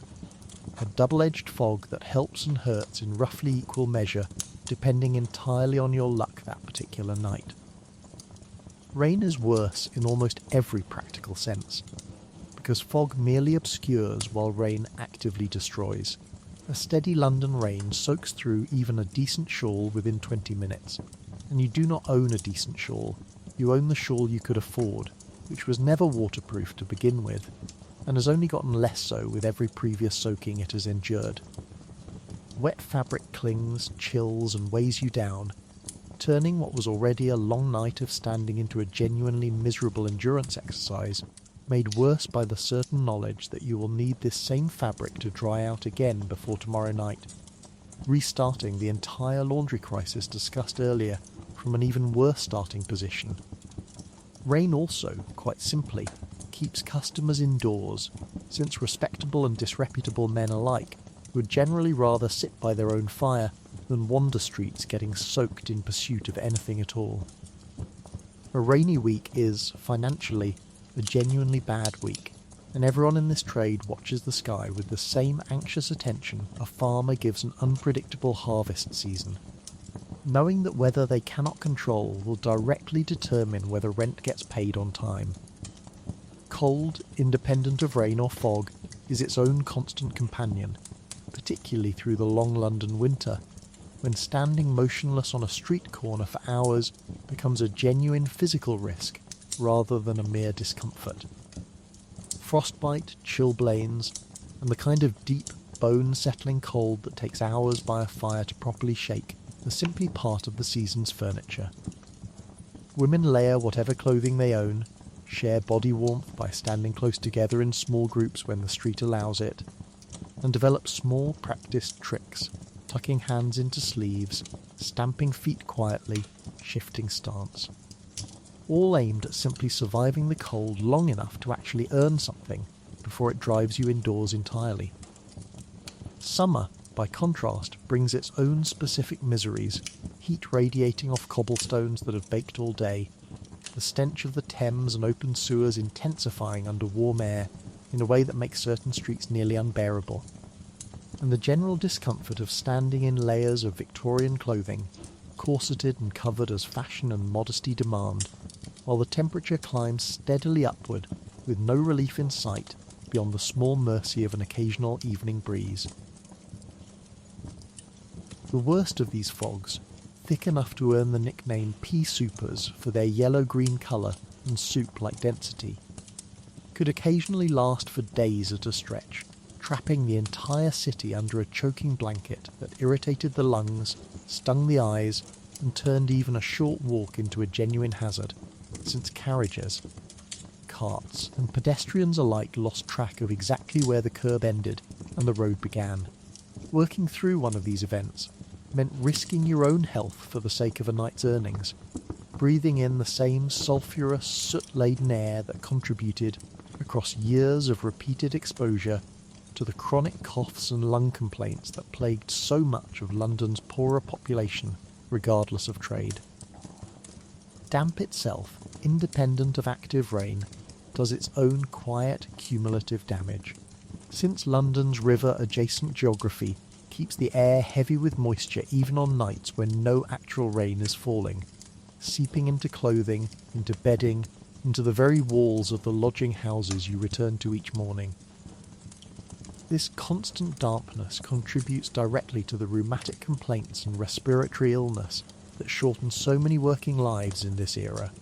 One more slow, invisible tax levied by a climate that never seems to have your best interests in mind, regardless of the season. On the rare occasions the Thames itself froze solid enough to support a proper frost fair, complete with stalls and entertainments set up directly on the ice, ordinary trade patterns collapsed entirely, since the novelty drew enormous crowds down to the riverbank rather than through the usual streets, and working women had to decide quickly whether to follow the spectacle themselves or hold there. Ground on now emptied familiar corners, a genuinely strange once-in-a-generation gamble layered on top of the ordinary weather calculations you make every other night. Snow, when it falls, brings its own brief, deceptive beauty, muffling the city's usual noise and softening its harsher edges under a clean white layer that never stays clean for long. Since London soot begins darkening it again within hours,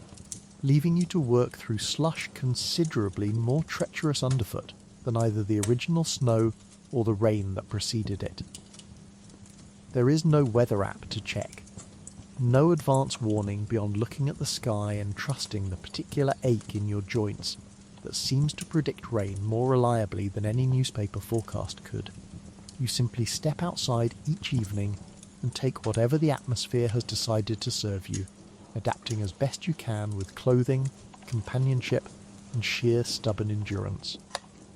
Your modern self, checking a 5-day forecast on a phone before deciding whether to bring an umbrella, genuinely has no idea what it means to build an entire evening strategy around weather you cannot predict, cannot avoid, and absolutely cannot afford to let stop you,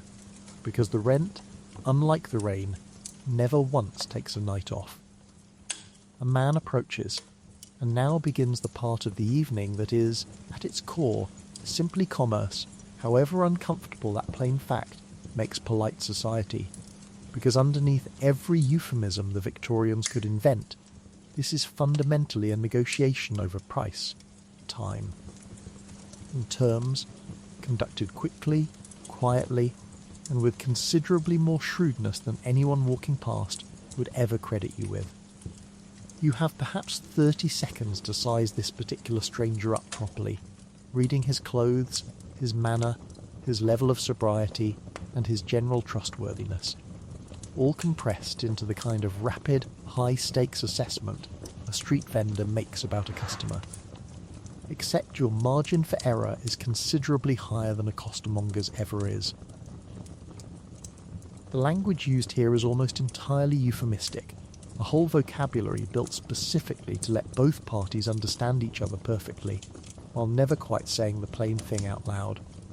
which suits Victorian sensibilities nicely, since this is, after all, a society that referred to table legs as limbs out of sheer delicacy. A glance, a murmured word or two,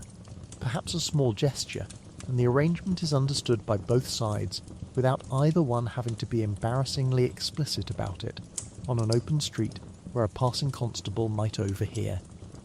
You have become fluent in this coded shorthand, the way any professional becomes fluent in the specific jargon of their trade, understanding instantly what a stranger means despite him having said almost nothing at all. Price is the first real point of negotiation, and it varies enormously depending on your tier in the trade, the neighbourhood, the time of night, and frankly how desperate either party currently is. A streetwalker in a poorer district might work for a few pence, barely enough to matter individually but adding up, slowly across a long night, into something that actually pays the rent. Better positioned women, working better neighbourhoods or better tiers of the trade, can command considerably more, sometimes an entire shilling or beyond, a genuine difference that shapes not just your immediate earnings, but your entire long-term financial position. Since a woman working the cheaper end of the market has to see far more clients simply to match what a single better-paying encounter might bring elsewhere. You learn through hard experience to negotiate firmly but quickly, because lingering too long over price on an open street invites exactly the kind of attention neither party wants, and because hesitation reads as inexperience, which invites a lower offer from men who can smell uncertainty the way a dog smells fear. Some women develop reputations for being reliably fair and reasonably firm, which actually works in their favour over time, since word travels in both directions along this informal economy. And a woman known for haggling honestly rather than either being pushed over or trying to overcharge builds a kind of quiet, durable trust that keeps regular customers coming back to her specifically rather than to whichever woman happens to be standing on the corner that particular night.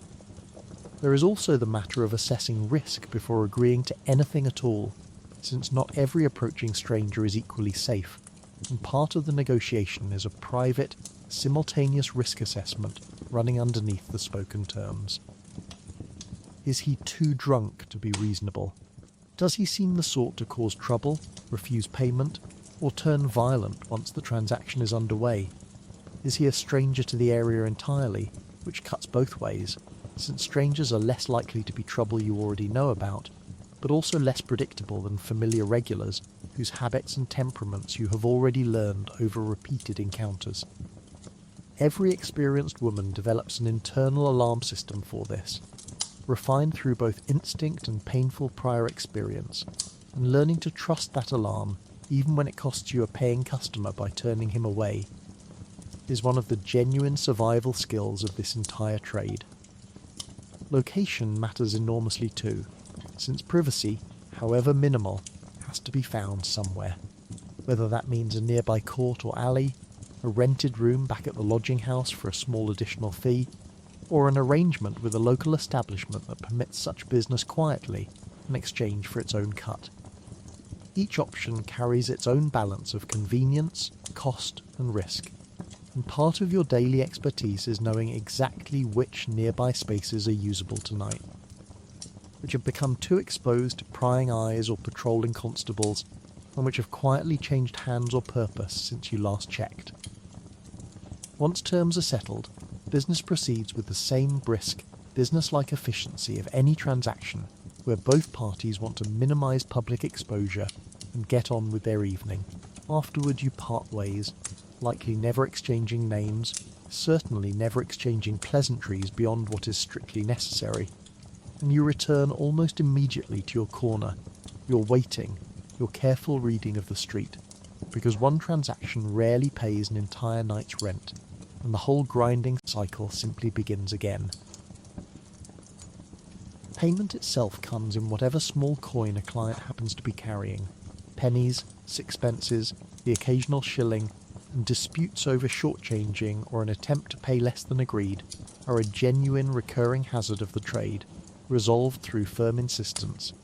the visible presence of other women nearby lending you unspoken backup, or, on the worst occasions, simply accept it as a loss too risky to fight over in the moment. Counting your earnings discreetly afterward, away from prying eyes, becomes its own small nightly ritual, tucking coins into a hidden pocket or the top of a stocking rather than an obvious purse that might invite theft from precisely the kind of opportunist who treats a working woman as an easy, unprotected target. There is also, quietly present beneath the entire transaction, a genuine awareness of health risk that both parties navigate with varying degrees of honesty and care, since this era's crude preventive methods offer only partial, unreliable protection against the very illnesses discussed at length elsewhere tonight. Experienced women develop their own careful habits and precautions around this risk, passed along through the same informal network that shares every other piece of practical trade knowledge, understanding that vigilance here is not squeamishness, but simple, necessary self-preservation in a job that offers no institutional safety net whatsoever if something goes wrong. Some arrangements require a small additional fee simply for the use of a room upstairs at a cooperating pub or house, a cost that gets factored quietly into the overall price before terms are ever finalised, and understanding exactly how to fold this extra expense into a negotiation without losing the client entirely to a competitor working the same corner is one more small piece of financial. Arithmetic you perform automatically after enough practice. Over enough repetitions, this entire exchange compresses into something almost wordless. A glance, a nod, a brief murmured figure, conducted with the same brisk efficiency two market traders might use closing a deal they have both done 100 times before, stripped of any wasted motion, because wasted motion, on an open street, is simply a risk neither of you can afford. It is worth noting, with the driest possible understatement, that an entire industry of moralising Victorian pamphlets was written about this exact exchange, wringing hands over public virtue and social decay, while conspicuously failing to mention that the men on the paying side of every single one of these negotiations were, statistically,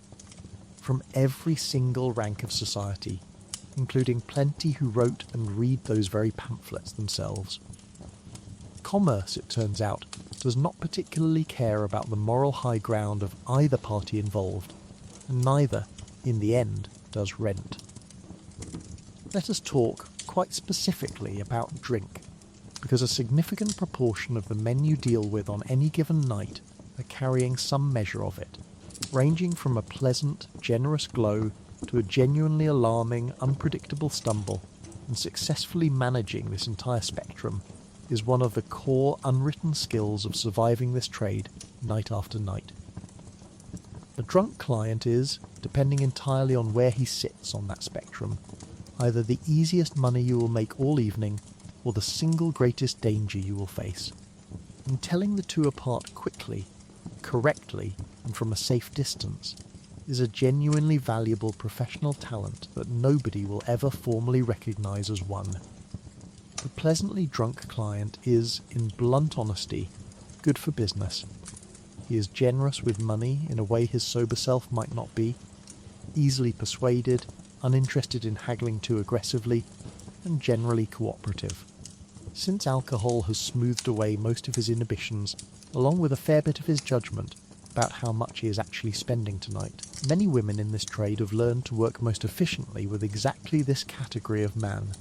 timing their approach for that specific sweet spot in an evening's drinking where generosity peaks and coordination has not yet fully deteriorated into a genuine liability. Beyond that sweet spot, though, lies considerably more dangerous territory. A man too deep in drink becomes unpredictable, occasionally aggressive, sometimes simply incapable of completing any transaction coherently, and frequently unable to remember, argue over, or dispute afterward exactly what was agreed or paid, which creates its own particular hazard. Since a client insisting he never agreed to any such price, loudly and in public, is precisely the sort of scene that draws a constable's attention faster than almost anything else on the street. You learn to read the specific signs, unsteady gait, slurred speech, glassy focus, and to make a fast, practical judgment about whether tonight's money is worth tonight's risk. Violence, when it comes, most often comes from this category of client, a man whose drink has curdled from generous to aggressive, whose mood has shifted without clear warning,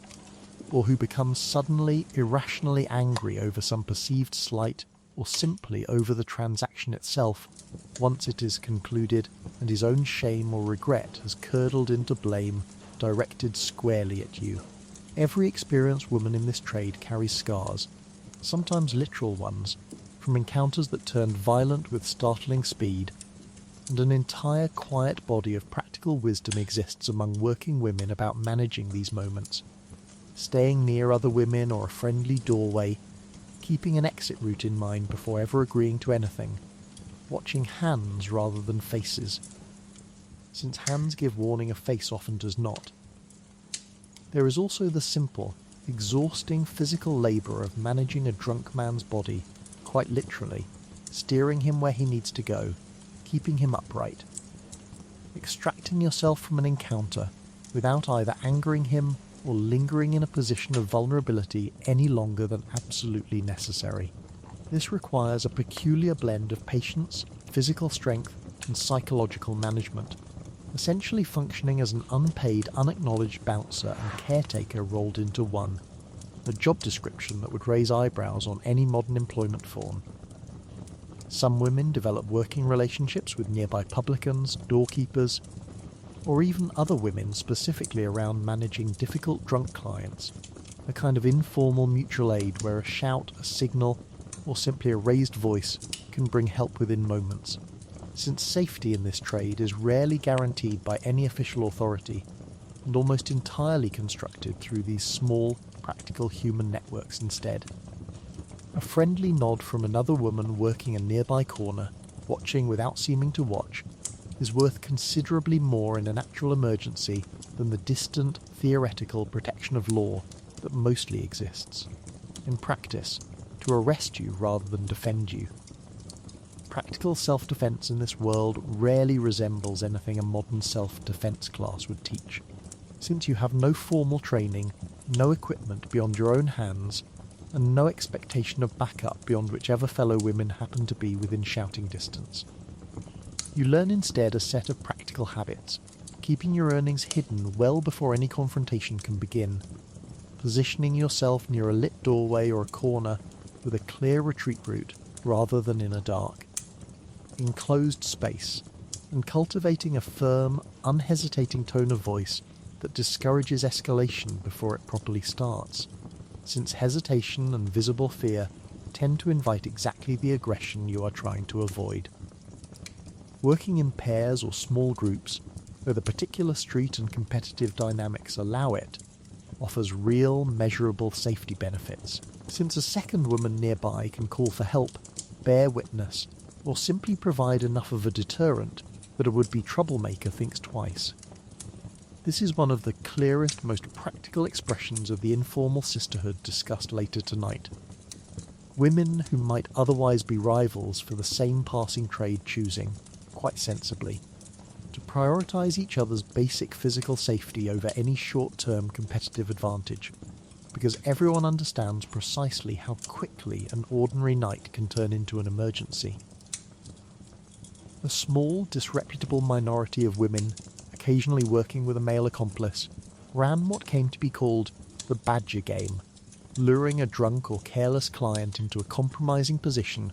only to have a supposed husband or brother burst in demanding money for silence. A genuine scam that gave the entire trade a worse reputation for premeditated extortion than most honest working women. Already struggling enough without the added suspicion ever deserved or wanted associated with their name.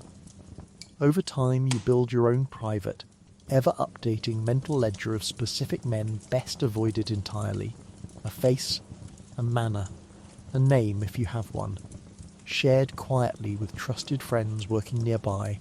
a small informal blacklist maintained through nothing more than memory and word of mouth, yet remarkably effective at keeping the worst repeat offenders away from at least the women who already know to watch for them. By the time you have successfully extracted yourself from a difficult drunk client, whether through firm words, a well-timed retreat, or the timely intervention of a nearby friend, you understand this particular skill for what it is: unglamorous, unrecognised, genuinely dangerous crisis management, performed calmly and repeatedly, night after night,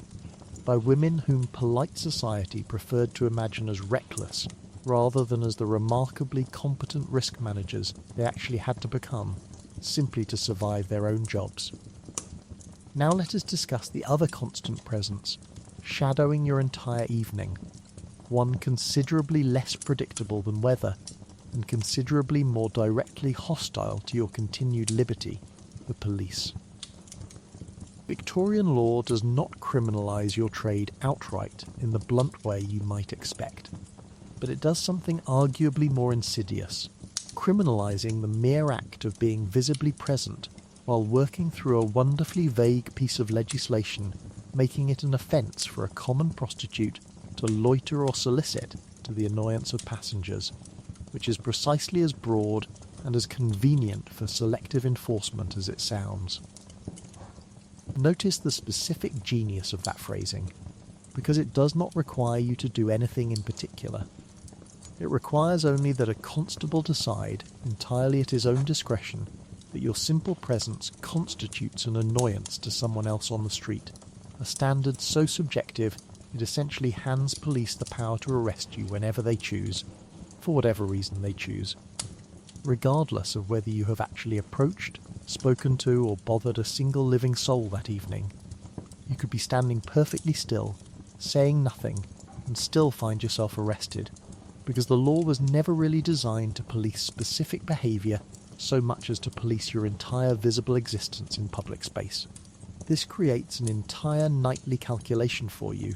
considerably more delicate than simple avoidance, since you cannot practically stop working, but you can learn, through hard experience, which constables patrol tonight, what mood they tend to be in, which ones accept a small bribe, or simply look the other way in exchange for you moving along quietly when asked, and which ones enforce the letter of an already vague law with genuine, almost personal enthusiasm. You develop essentially an intelligence network rivaling any respectable business's customer research, except your research is entirely about avoiding arrest rather than making a sale. Arrest itself, when it happens, is rarely dramatic. A constable simply approaches, states you are being taken in, and that is largely that, since your word carries essentially no weight against his in front of a magistrate who has already decided, based on nothing more than your visible profession, which side of this dispute deserves the benefit of the doubt. There is no meaningful right to challenge the arrest on the spot. No expectation that your version of events will be heard with anything approaching genuine impartiality, and a deeply uncomfortable awareness that resisting, arguing, or even seeming insufficiently deferential in the moment only makes your situation considerably worse. The hypocrisy embedded in all of this rarely goes unnoticed by the women actually living it, even if it goes conveniently unmentioned by the men writing and enforcing the law. Every transaction you conduct involves, by definition, another party, a client, who faces essentially zero legal consequence for his participation in exactly the same act that gets you arrested.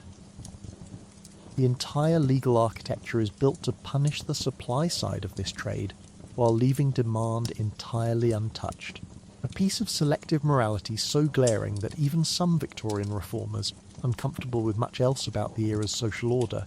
occasionally pointed it out loudly,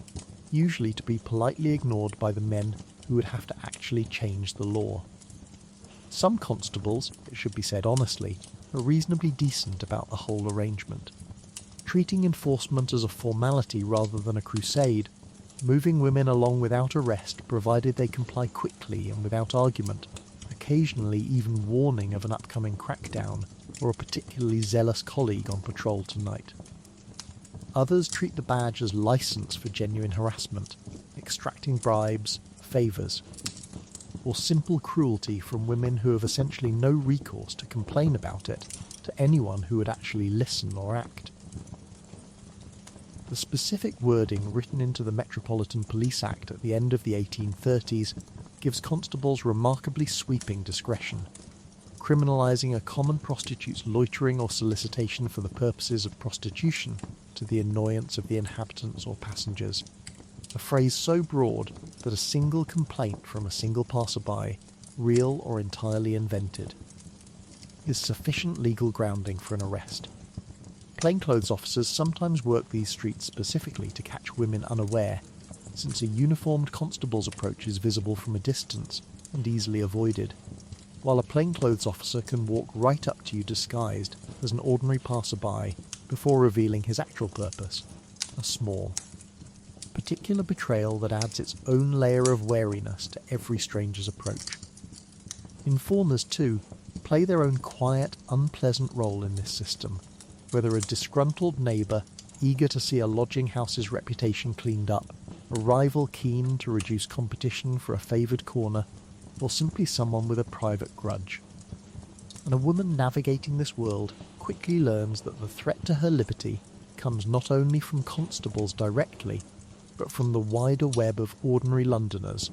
who can, with a single word to the right official, set an arrest in motion without ever having to prove a single specific accusation. Periodic moral purity campaigns, whipped up by newspaper editorials or a particularly vocal clergyman demanding the streets be cleaned up, produce sudden, temporary crackdowns during which arrests spike sharply for a few weeks before quietly tapering back off once public attention moves on to some other scandal entirely, a pattern experienced women learn to anticipate and simply wait out. Working quieter corners or fewer hours until the newspapers inevitably lose interest in everyone's usual, slightly more tolerant routine resumes. You learn too that a calm, unbothered demeanour in the moment of an encounter with a constable often serves you better than visible fear, or worse, visible defiance, since both tend to escalate a situation that are quiet. Cooperative compliance might otherwise let pass with nothing more than a stern word and an order to move along. You navigate all of this the way you navigate everything else in this trade, through accumulated street knowledge, careful observation, and a healthy dose of simple luck, because ultimately the law here was never written to protect you, only to occasionally arbitrarily. And always without warning, remove your liberty for the crime of quite simply existing, visibly poor and female, on a public street after dark. Modern conversations about policing bias would find in Victorian London an almost too perfect historical case study, except nobody at the time was writing academic papers about it. They were simply trying not to get arrested on their way to buy a hot pie. Sometimes, despite every precaution, every bit of street wisdom,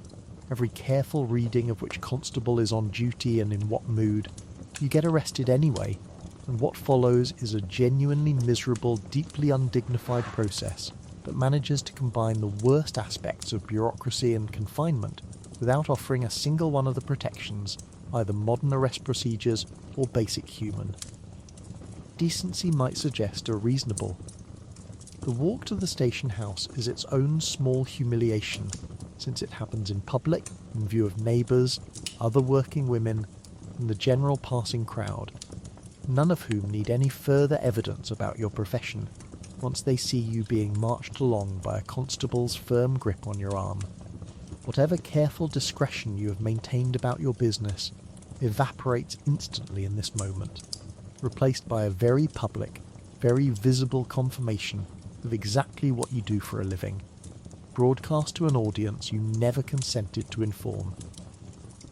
At the station itself, you are processed with the brisk, indifferent efficiency of clerks who have seen this exact scene repeated hundreds of times before, and long ago stopped finding it remarkable. Your name is taken,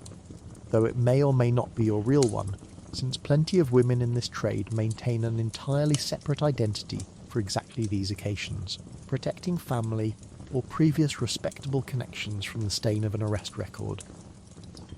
Your belongings may be searched, catalogued and held, and you are then led to a cell, a small, cold, stone-walled space, typically shared with whatever other unfortunate souls the constables have swept up that particular night. Drunk men, quarrelling neighbours, other working women,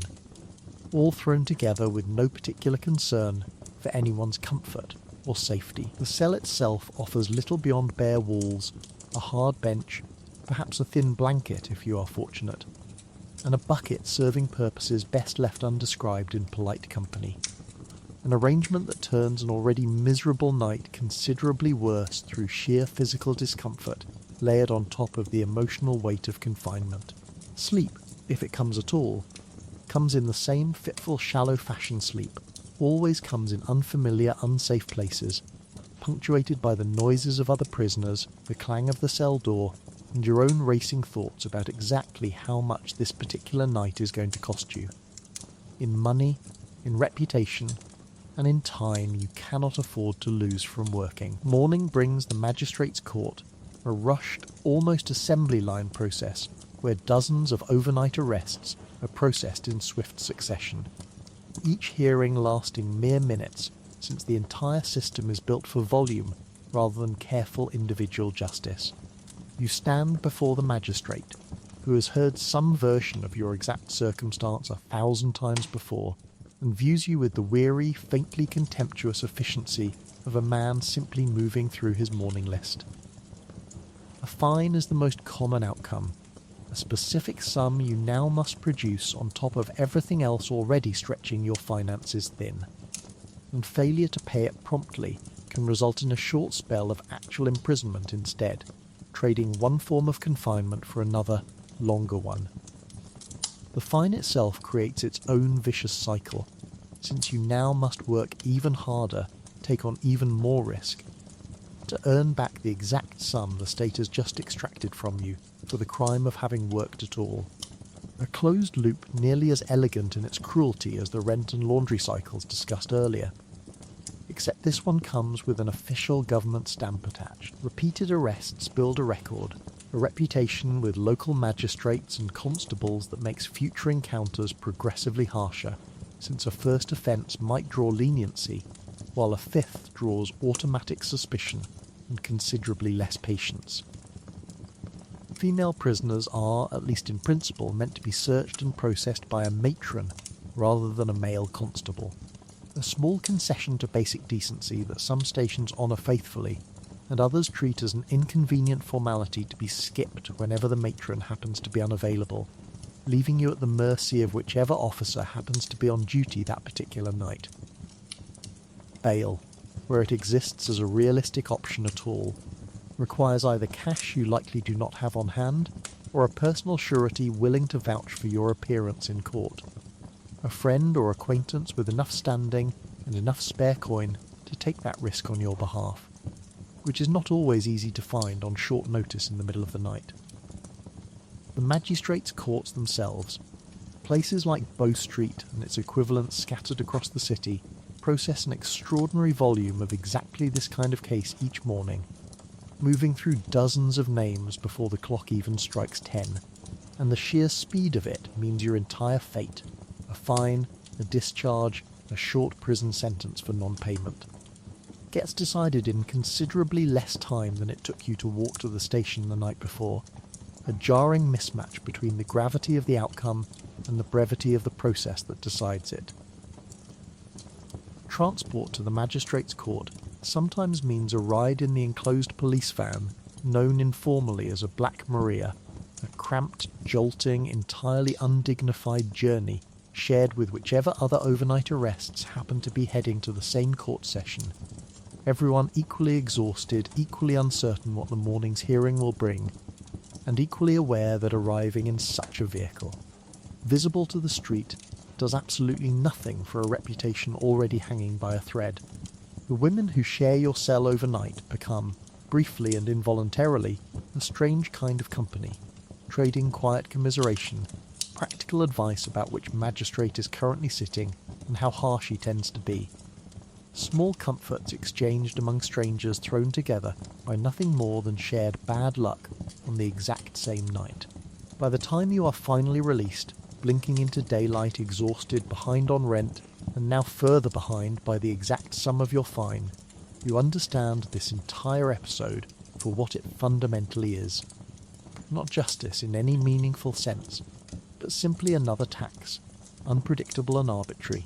levied specifically against women in your position by a system that has decided, collectively and without much discussion, that punishing you is easier and more visible than addressing anything about why you are standing on that corner in the first place. Let us talk now about one of the strangest, most invasive pieces of legislation the Victorian state ever devised specifically around women like you: the Contagious Diseases Acts, first passed in the 1860s and aimed, at least on paper, at controlling the spread of venereal disease among soldiers and sailors stationed in particular garrison and naval towns up and down the country. If you happen to be working in one of these specified districts, Portsmouth, Plymouth, Chatham, and a handful of others where the military presence was thick enough to worry Parliament, this law reaches directly and personally into your life in a way that would feel to a modern woman almost unimaginably intrusive. Under these acts, a woman merely suspected by a plainclothes police officer of being a common prostitute could be required to register and submit to a compulsory internal medical examination performed by a police surgeon on a regular schedule, whether or not she had ever actually been convicted of anything at all. Notice what that means in plain terms. Suspicion alone, based on nothing more than a policeman's judgment about your dress, your neighbourhood, or your general appearance, was sufficient to compel you onto an examination table, legs in stirrups. A stranger with official government backing, conducting an intimate physical inspection you had no meaningful ability to refuse, since refusal itself could result in imprisonment. The examination itself was performed with a speculum, an instrument many women at the time had never encountered before their very first forced inspection, in a clinical setting stripped of any privacy or dignity, often with multiple women examined in swift, assembly line succession by an overworked surgeon moving as quickly as possible through his weekly quota. There was no anaesthetic, no particular gentleness expected or provided, and no meaningful right of appeal if you believed, as many women rightly did, that you had been wrongly identified as a common prostitute in the first place, since the entire system operated on police suspicion rather than any prior legal conviction. If the examination found signs of venereal disease, you were confined, often for weeks at a stretch, to a certified lock hospital until doctors declared you cured, a confinement that meant lost income, lost lodging, and often lost employment entirely, since a woman gone for weeks could easily find her room let to someone else, and her usual clients moved on by the time she returned. If you were found clear, you were issued a certificate and sent back out, only to be summoned again for the next scheduled inspection, and the one after that, on an endless, humiliating cycle that never actually ended so long as you remained identified, correctly or not, within the system. The deep, obvious unfairness at the centre of all this rarely escaped the women subjected to it, even though it took considerably longer to escape polite society's notice.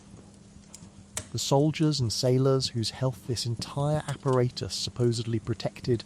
faced no equivalent examination, no compulsory inspection, no risk of confinement, despite being equally, often more directly, responsible for spreading the exact disease the law claimed to be combating. The entire burden, the entire indignity, the entire practical cost in lost time and income fell on women alone, while the men on the other side of every transaction walked away entirely untouched by the law's reach. This glaring double standard eventually produced one of the era's genuinely remarkable social movements, led most famously by a reformer named Josephine Butler, who organised women across class lines to campaign loudly and persistently against these acts, arguing correctly that they punished women for a shared social problem while giving men complete legal immunity, and that the compulsory examinations themselves amounted to a form of state-sanctioned assault dressed up in the language of public health. This campaign eventually succeeded, decades later, in getting the acts repealed entirely, a genuinely significant Victorian feminist achievement that rarely gets taught alongside the more famous stories of the era, despite being every bit as consequential. For women working outside these specific subjected garrison and naval districts, including most of London itself, this compulsory system technically did not apply, a fact that offered no real comfort since the broader stigma, fear and moral panic these acts generated rippled outward regardless of the precise legal boundaries drawn on a parliamentary map. Even where the compulsory examination itself was not law, plenty of women could still find themselves referred to a lock hospital voluntarily, by a concerned friend, a worried relative, or simply their own recognition of symptoms they could not ignore, navigating an already difficult medical landscape with none of the compulsion but plenty of the same underlying fear. Reformers opposing the acts developed their own sharp, deliberately provocative language to describe exactly what this system amounted to, some going so far as to call the compulsory examination itself a form of instrumental violation carried out with the full backing of the state, a phrase calculated to shock a public far more comfortable discussing venereal disease in the abstract than confronting the plain physical reality of what the law actually required of the women subjected to it. This framing helped shift public sympathy considerably over the campaign's long, patient course, reframing the debate away from simple moral panic about vice and toward a genuine question of bodily autonomy and equal treatment under the law. Women registered under this system in the subjected districts were issued a certificate following a clean examination,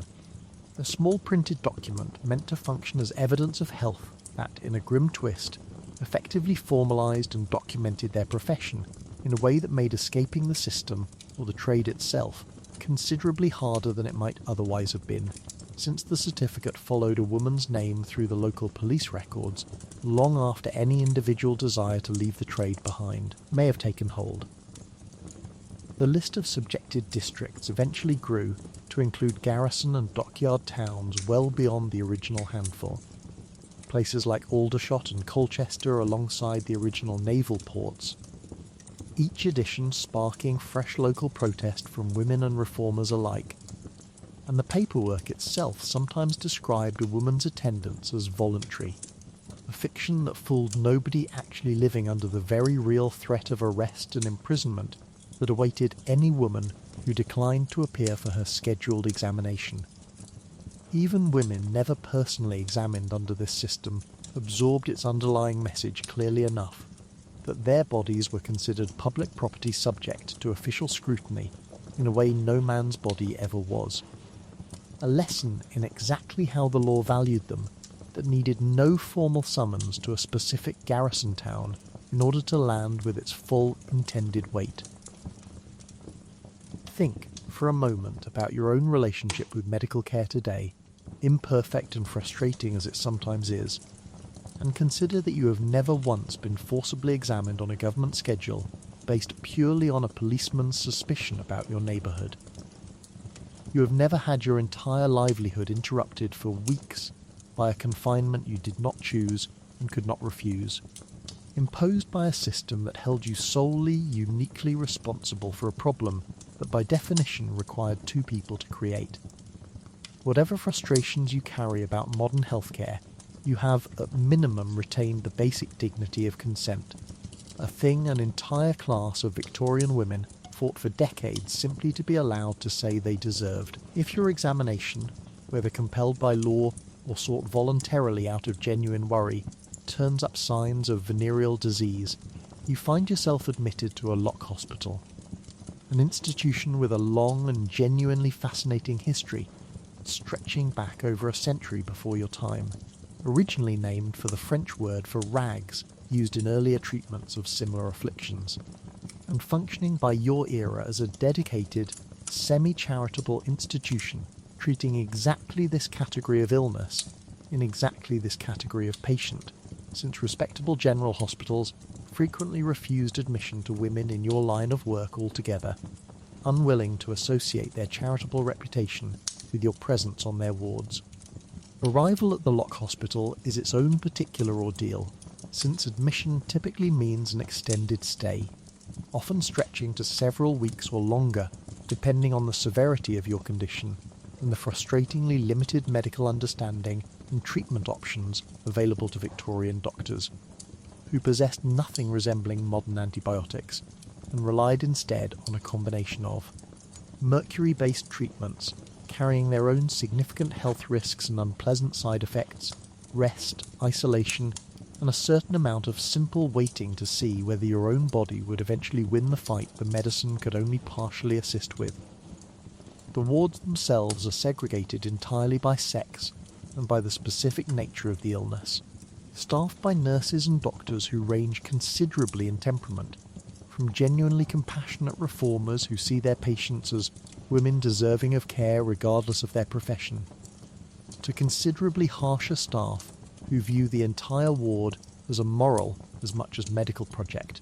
lecturing patients about repentance and reform alongside administering treatment. An uncomfortable blending of medicine and judgment that many women found nearly as exhausting as the illness itself.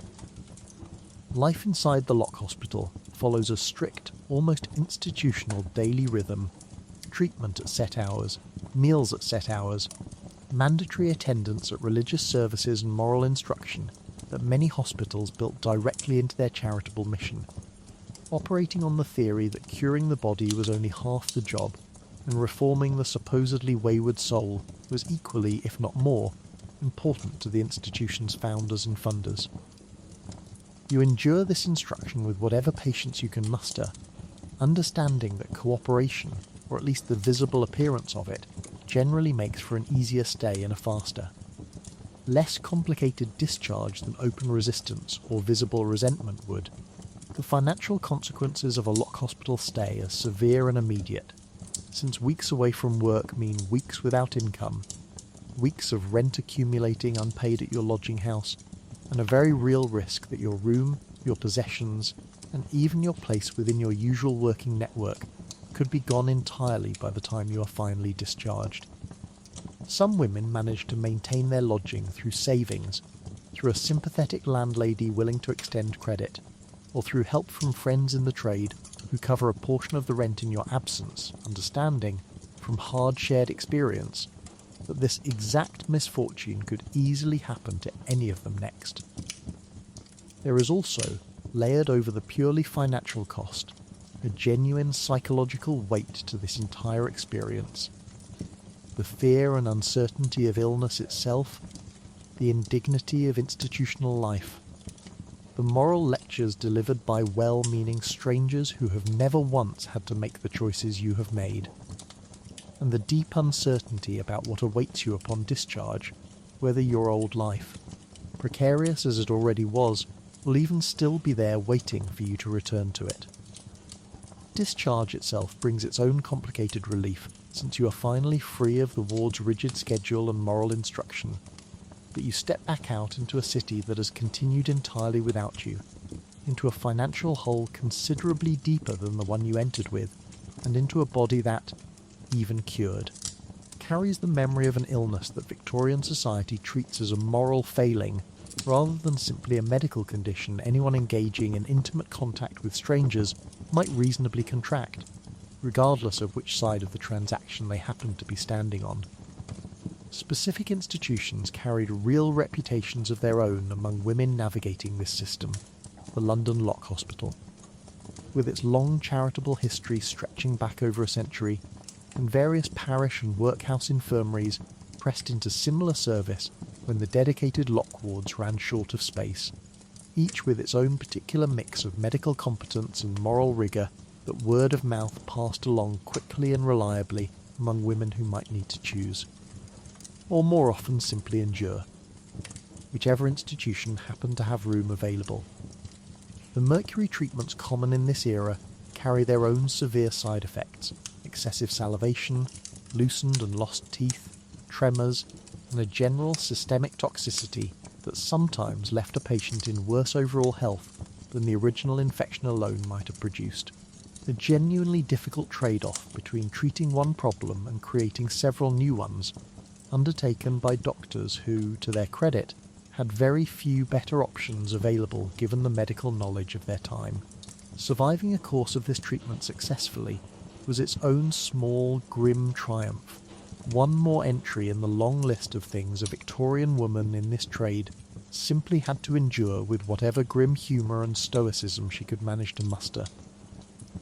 Patients well enough to work were often expected to contribute needlework or laundry to help offset the institution's charitable running costs, a policy justified as useful occupation and moral improvement, but functioning, in plainer terms, as unpaid labour extracted from women already confined against much of their own will. One more small irony layered into an institution that framed itself as rescue while operating, in practice, an awful lot like the workhouses it claimed to be nothing like. Word of a particular ward's reputation, whether for genuine kindness or for harsh moral lecturing dressed up as care, travels quickly among women who may one day need to seek treatment there themselves, and this shared knowledge, passed quietly from friend to friend, becomes one more small but genuinely useful piece of the trade's larger informal survival library. It is worth sitting, tonight, in genuine gratitude for modern medicine's plain, unglamorous miracles. Antibiotics that cure in days what once required weeks of mercury and moral lecturing. Routine testing that carries no threat of confinement or public shame attached to it. And a medical system that, whatever its real and legitimate flaws,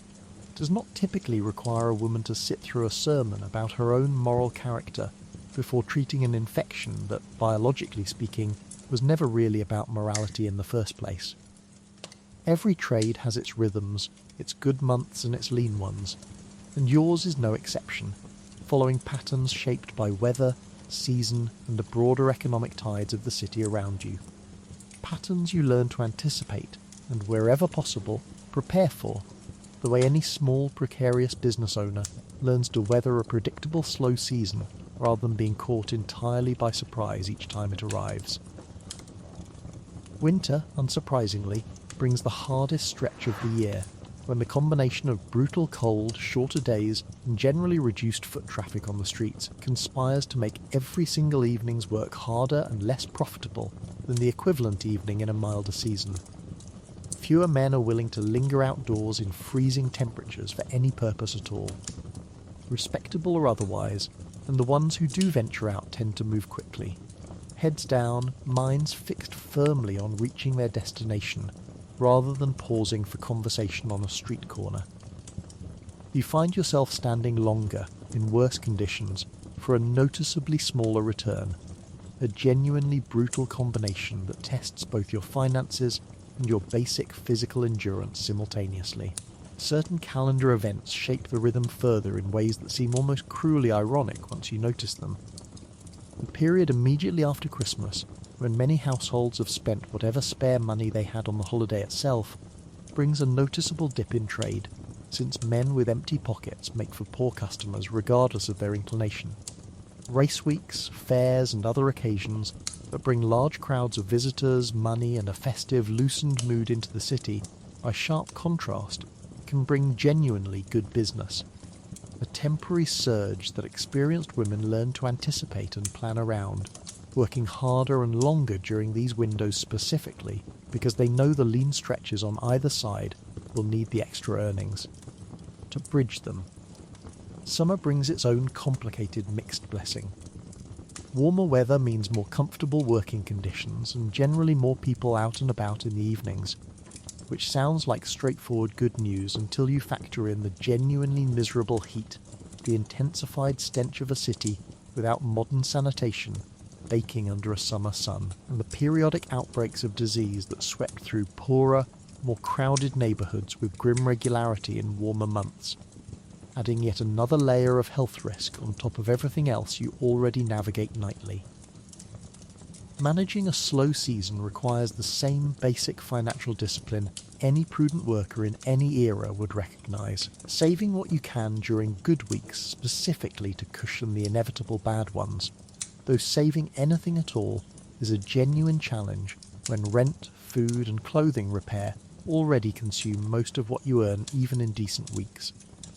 Some women maintain small informal savings, a few coins hidden away, entrusted occasionally to a friend or even, cautiously, to a sympathetic pawnbroker functioning as an unofficial bank, though theft, loss and simple desperate necessity mean these reserves rarely last as long as anyone hopes they will. Others manage the slow season by diversifying, picking up whatever additional casual work might be available, mending, laundry work for others, occasional domestic labour. Anything that brings in a few extra pence during the leanest stretches, blurring further the already thin line between this trade and the broader, equally precarious world of Victorian working-class women's labour, where nearly everyone is stitching together an income from multiple uncertain sources simultaneously, rather than relying on any single steady wage. The slow season also tends to be when tensions run highest among women sharing a lodging house or working a particular street, since scarcer trade means sharper competition for the same limited pool of paying customers. And the easy camaraderie of a good week can curdle, under sufficient financial pressure, into something considerably tenser. Though most experienced women recognise this pattern for what it is, and work hard not to let a temporary bad patch permanently damage relationships they will need again once business picks back up. Occasional citywide crises made an already precarious season considerably worse. The periodic cholera outbreaks that swept through poorer, poorly sanitised neighbourhoods, bringing not just personal health risk, but a broader public panic that emptied streets of both respectable pedestrians and potential clients alike, since nobody wanted to linger unnecessarily in a neighbourhood associated with. Contagion. Economic downturns affecting the wider working population had a similarly chilling effect, since a client with no wages of his own has no spare coin for anyone else either, meaning your fortunes rise and fall with the same broader economic tides that governed every other working Londoner's life, however little credit the respectable press ever gave your trade for being subject to ordinary. Economic gravity, just like everything else.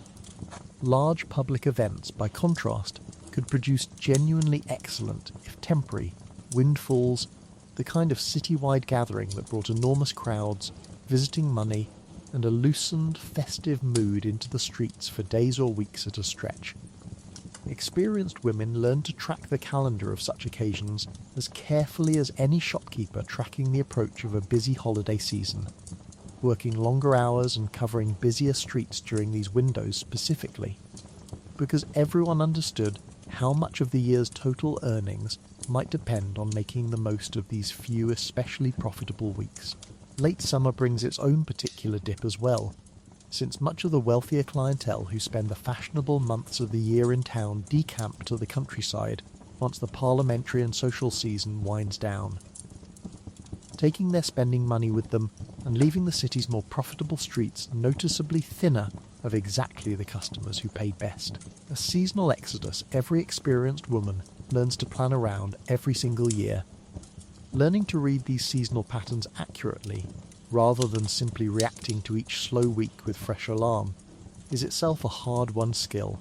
distinguishing an ordinary seasonal dip you can plan around from a genuinely worrying downturn that might require more drastic adjustment.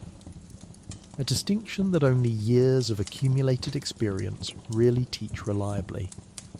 Consider, in contrast, your own experience of a slow month at work, perhaps a quieter sales quarter, a slower stretch at the shop, met with mild frustration rather than genuine immediate fear about whether you will eat or sleep indoors.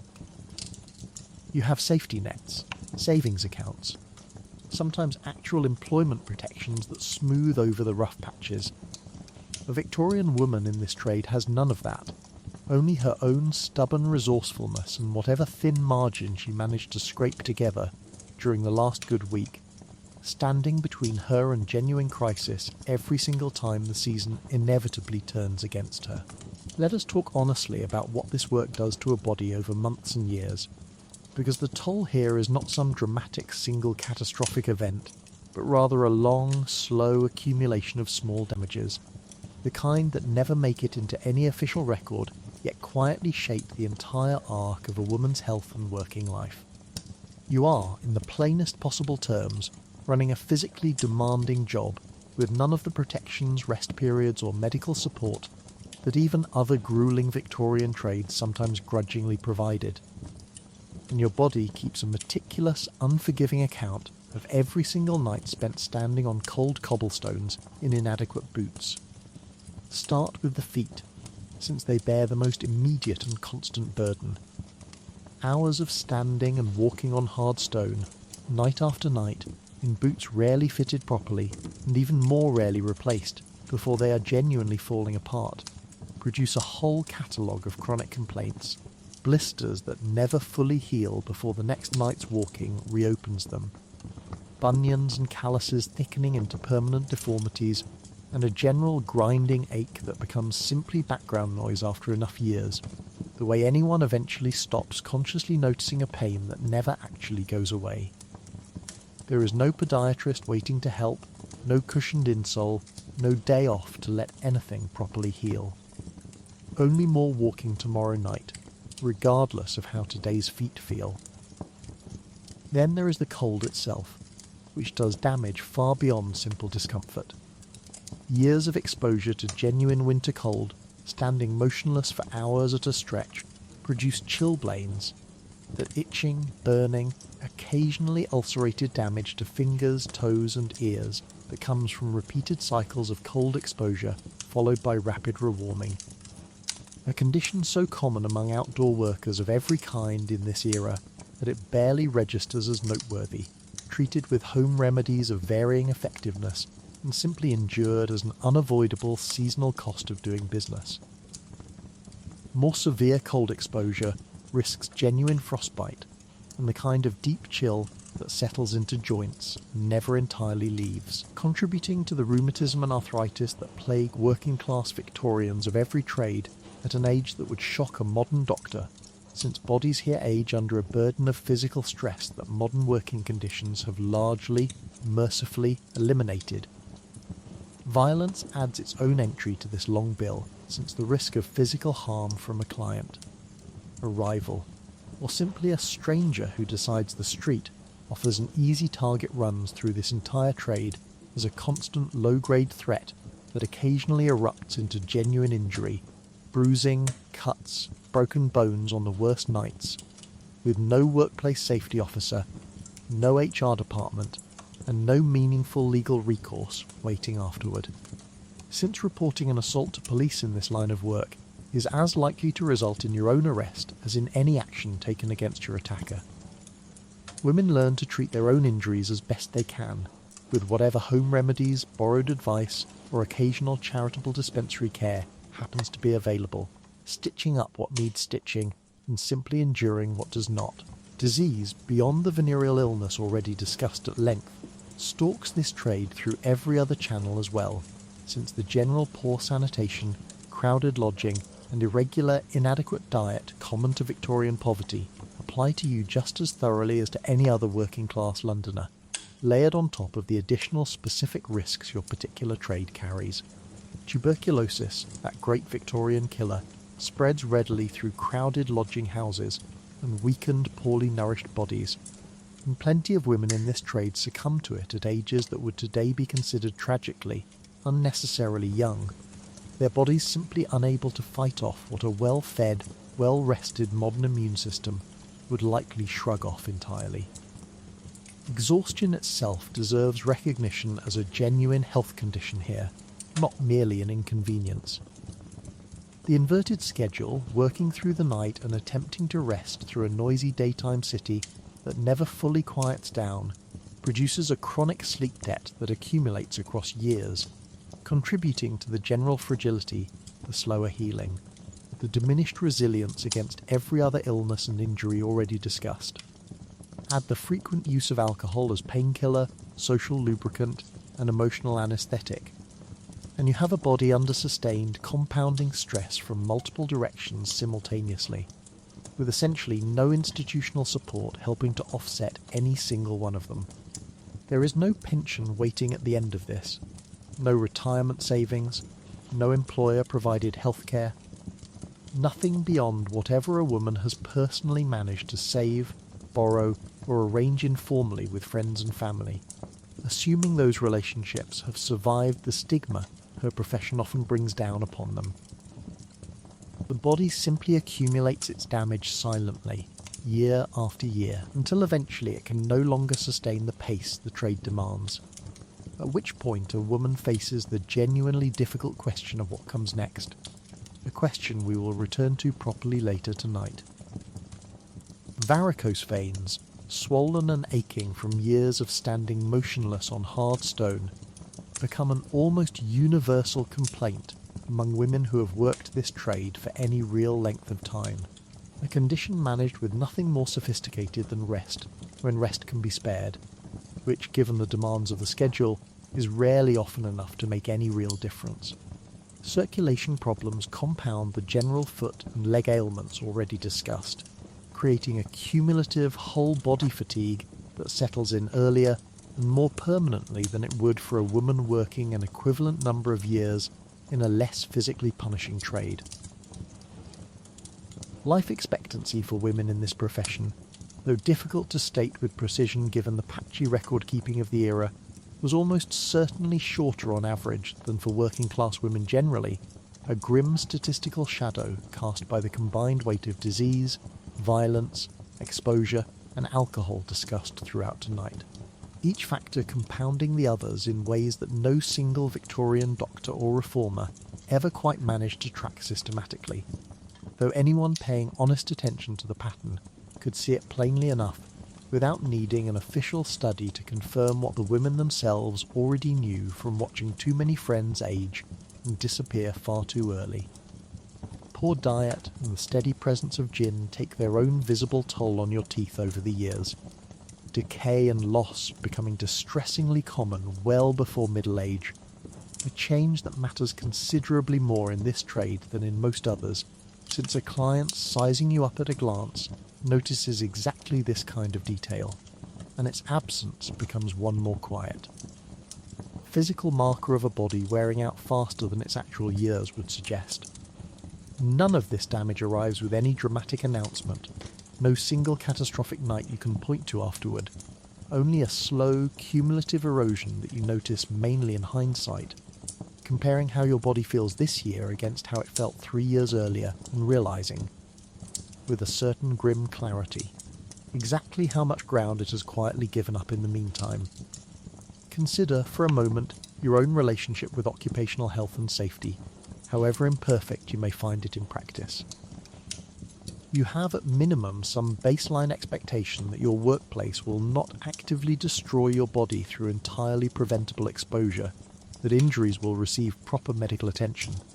That exhaustion is something to be managed rather than simply endured indefinitely. None of that existed for the woman working a Victorian street corner, whose body absorbed every single cost of her profession alone, silently, without record, compensation or complaint. Because complaining in her world changed absolutely nothing and often made things measurably worse. Every profession develops its own private vocabulary, and yours is no exception. A rich, coded language built specifically to let you communicate essential information, warnings, judgments and plain facts, quickly and discreetly, in a society that would rather pretend your entire trade does not exist than hear it discussed in plain English on an open street. This slang serves practical purposes far beyond simple colour or flavour, functioning as an early warning system, a professional shorthand, and a small private act of linguistic rebellion against a culture obsessed with euphemism and denial. Consider the terms applied to women in your position by outside society first, since understanding how you are labelled tells you plenty about how you are viewed. Fallen woman, unfortunate, woman of the town, dolly mop for those working the trade only part-time alongside other employment. Each term carries its own particular flavour of pity, contempt, or condescension, revealing a society deeply invested in categorising your existence, while remaining utterly unwilling to use plain, direct language about what is actually happening. Even the newspapers, reporting on court cases and social investigations, reach for euphemism after euphemism rather than simply stating facts plainly, a linguistic squeamishness that would be almost comical if it did not carry such real consequences for how women in your position were treated by the law and by public opinion alike. Among yourselves, the language is considerably more direct and considerably more useful. Terms for clients range from the affectionate to the deeply unflattering, depending entirely on how a particular encounter went, and an entire private vocabulary exists for discussing specific dangers, a particular type of violent or unreliable client.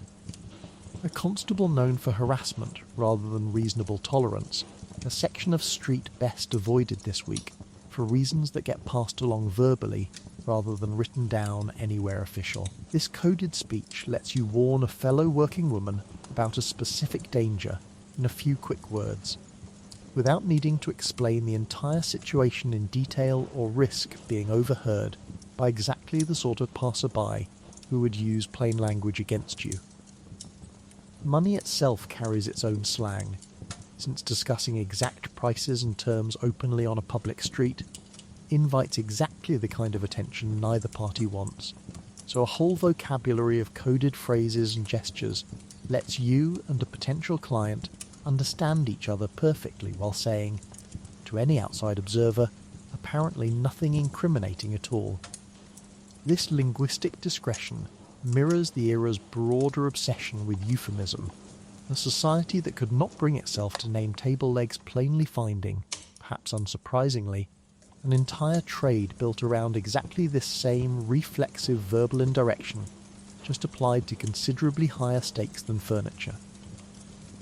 Landladies and lodging houses generate their own specific terminology too, distinguishing between different types of establishments and arrangements in ways that matter enormously to your daily safety and comfort. Terms that let word travel quickly through the informal network of working women about which houses are safe, which landladies are fair, and which arrangements to avoid entirely. Information passed along in a shorthand that an outsider would find nearly incomprehensible, but that carries precise, actionable meaning within your own community. There is also, running underneath all of this practical vocabulary, a genuine current of dark humour and gallows wit, the same coping mechanism that shows up in every difficult, dangerous trade throughout history, from soldiers to miners to, evidently, women working Victorian streets.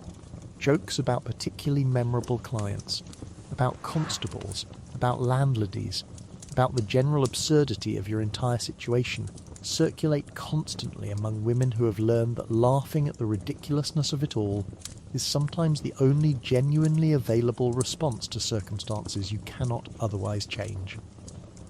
The word gay itself, in this era, carries a meaning considerably removed from its modern usage, applied casually to a woman understood to be living a life of pleasure and vice, rather than strict respectability. A euphemism so thoroughly embedded in everyday Victorian speech that a phrase like "she has gone gay" could be understood instantly by nearly anyone in earshot without a single more explicit word required. Similarly evocative terms circulate for specific neighbourhoods and specific types of arrangement, a Covent Garden nun being one particularly dry, particularly Victorian bit of irony applied to women working that famously disreputable district, the joke landing precisely because everyone understood exactly how far from an actual convent the comparison really sat. A man seeking arrangement is sometimes described, in the trade's own private shorthand, as looking for something convenient, a term flexible enough to cover everything from a single transaction to a longer, semi-regular arrangement, and understanding exactly which meaning applies in any given conversation requires the same contextual fluency that makes any specialised professional jargon nearly impenetrable to outsiders, while remaining perfectly clear to everyone actually working within the trade day to day. Other period terms circulate freely too. A woman sometimes called a mott in the roughest slang, or, among writers straining for a bit of classical flourish, a Cyprian, invoking the goddess of love's mythical island home to lend the whole business an unearned literary dignity. Public flirtation itself, the kind of open, flirtatious banter conducted in full view on a busy street, gets its own casual label, spooning, a lighter term for behaviour that could, depending entirely on which constable happened to be watching, either pass entirely unnoticed or become the exact evidence used to justify an arrest under the annoyance laws discussed earlier. Learning this vocabulary properly takes real time, and a newcomer's occasional fumbling with the wrong term in the wrong company marks her out instantly as inexperienced. A small social cost that experienced women sometimes gently correct, and sometimes simply let slide, depending on how much patience the evening currently allows for teaching. This entire linguistic ecosystem, invisible to respectable society and dismissed by it as merely vulgar when it was noticed at all, actually represents something genuinely sophisticated. A functional, professional and safety communication system built by women with no institutional support, developed and maintained entirely through oral tradition and mutual necessity. Modern professions build training manuals and safety briefings for considerably less dangerous work than this. You built an entire coded dialect, memorised and updated constantly, purely through the accumulated wisdom of women talking to each other on cold street corners, which is whatever else you want to say about it. A genuinely remarkable linguistic achievement that history has almost entirely failed to credit properly. In a trade defined by so much genuine unpredictability, weather you cannot control, clients you cannot fully vet in advance, constables whose mood shifts without warning, it should come as no great surprise that a rich collection of superstitions and small protective rituals grows up around your daily routine, offering, if nothing else, a comforting illusion of control over a life that otherwise hands you very little of the real thing. Victorian society at large was already deeply superstitious across every class, and women in your particular trade, facing genuinely elevated daily risk, developed their own specific variations tailored precisely to the dangers you actually face. Certain items become treated as good luck charms, small trinkets, a particular coin kept aside and never spent, a ribbon of a specific colour worn or carried for protection, passed along sometimes from an older, more experienced woman to a newer one entering the trade. A small act of mentorship disguised as superstition. Breaking or losing such an item might prompt genuine anxiety, not because anyone truly rationally believes a lost ribbon causes bad luck, but because the ritual itself provides psychological comfort in a life offering precious little else in the way of stability or predictable outcome. Certain days and dates carry their own reputations, some considered luckier than others, for reasons rooted in broader folk tradition rather than anything specific to the trade, and experienced women sometimes plan their working schedule, where flexibility allows, around these traditional beliefs, working harder on days considered fortunate, and taking extra caution on days considered otherwise. Weather itself gets read for omens beyond its purely practical impact on business. Certain wind directions or cloud formations interpreted as warnings worth heeding,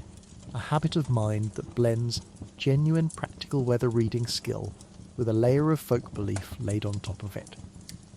Specific rituals before heading out to work develop too. Small habitual actions performed the same way every single night, not because any woman genuinely believes skipping the ritual guarantees disaster, but because the ritual itself provides a comforting sense of order and control before stepping into an evening that offers so very little of either.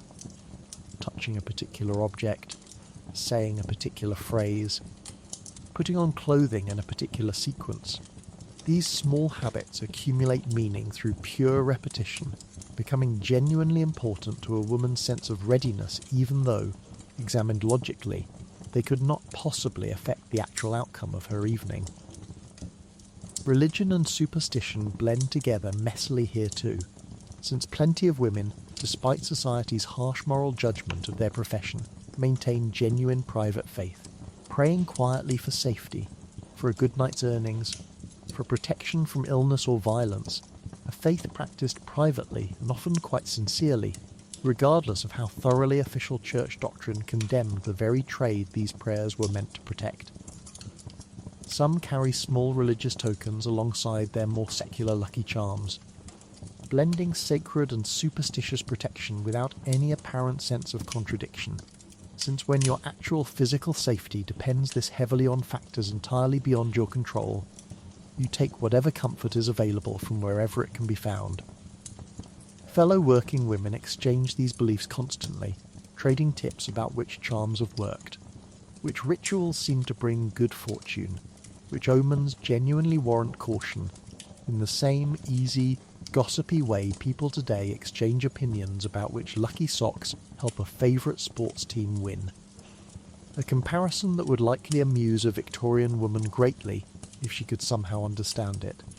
recognising instantly the same basic human impulse driving both behaviours across a gap of well over a century. Everyday omens familiar across Victorian society at large apply with particular intensity here too. A black cat crossing your path before you leave for the evening read as either good or bad fortune, depending on which regional folk tradition you happen to grow up with, spilled salt requiring a quick pinch tossed over the shoulder to ward off whatever ill luck the spill threatened to invite.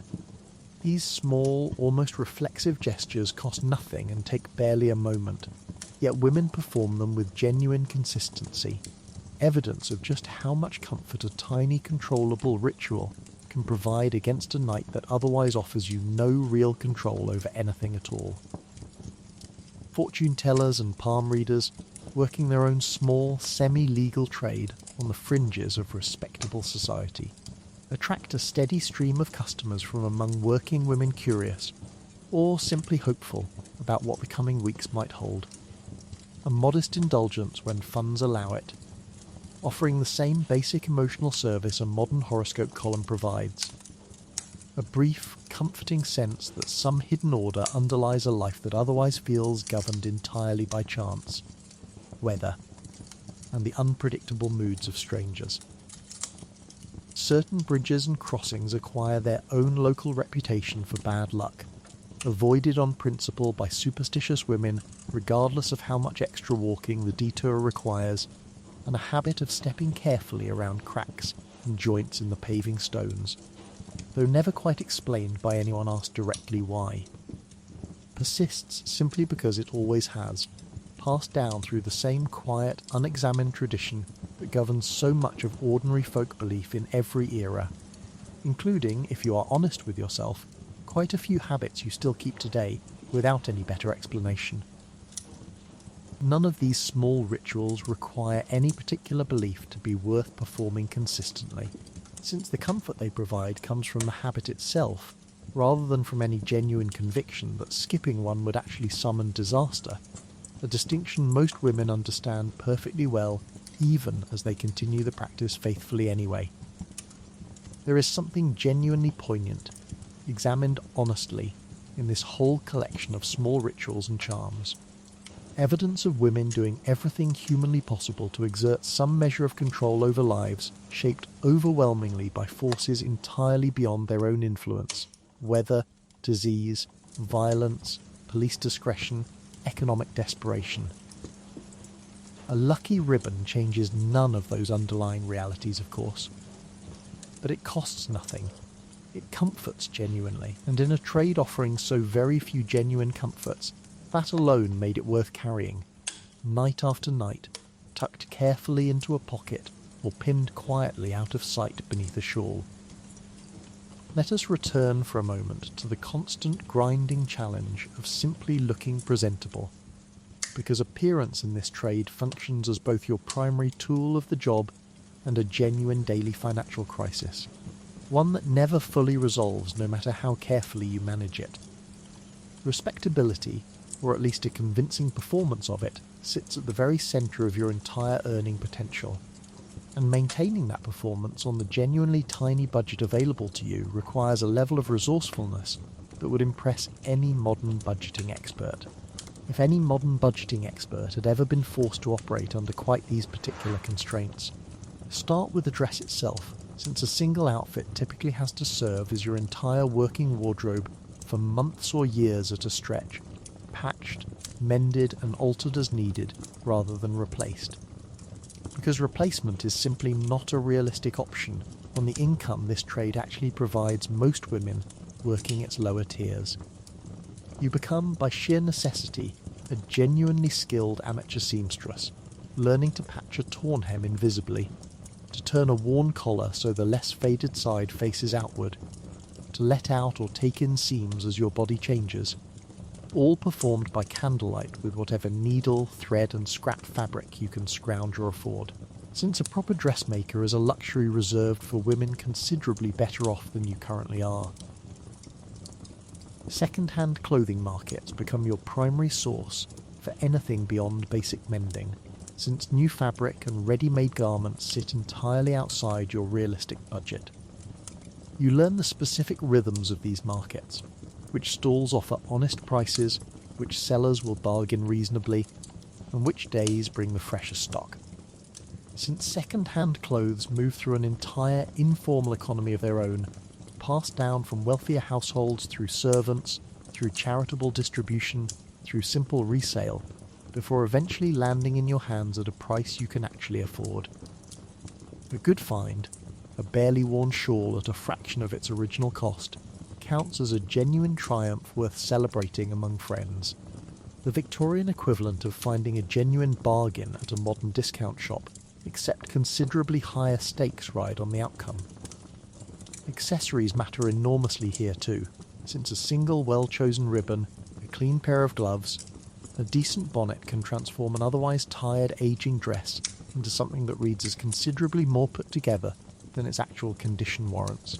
A kind of visual sleight of hand every experienced woman learns to perform. You develop a genuinely sharp eye for which small, cheap additions provide the most visual return for the least expense, prioritising exactly the details that draw a passerby's immediate attention. A collar, a hat trim, clean gloves, while quietly neglecting whatever lies beneath a layer that nobody examines quite so closely. Hair and grooming present their own ongoing challenge without access to anything resembling modern products or tools. A hairbrush, if you own one at all, is likely shared or borrowed, and styling relies entirely on skill with pins, rags used as rudimentary curlers, and whatever oils or pomades you can afford or improvise, since presentable hair matters enormously to the overall impression you present, and a dishevelled appearance costs you business as surely as a torn hem does. You learn quick, practical styles that hold reasonably well through a long night of standing, walking and general wear, refined through the same trial and error that shapes every other skill in this trade. Skin and complexion receive careful attention too, within the limits of what is actually available to you, since Victorian beauty standards prized a particular pale, clear complexion that the realities of your outdoor working life constantly threaten. Wind-chapped cheeks, sun exposure in summer, the general toll of exhaustion and poor diet showing plainly on your face regardless of your best.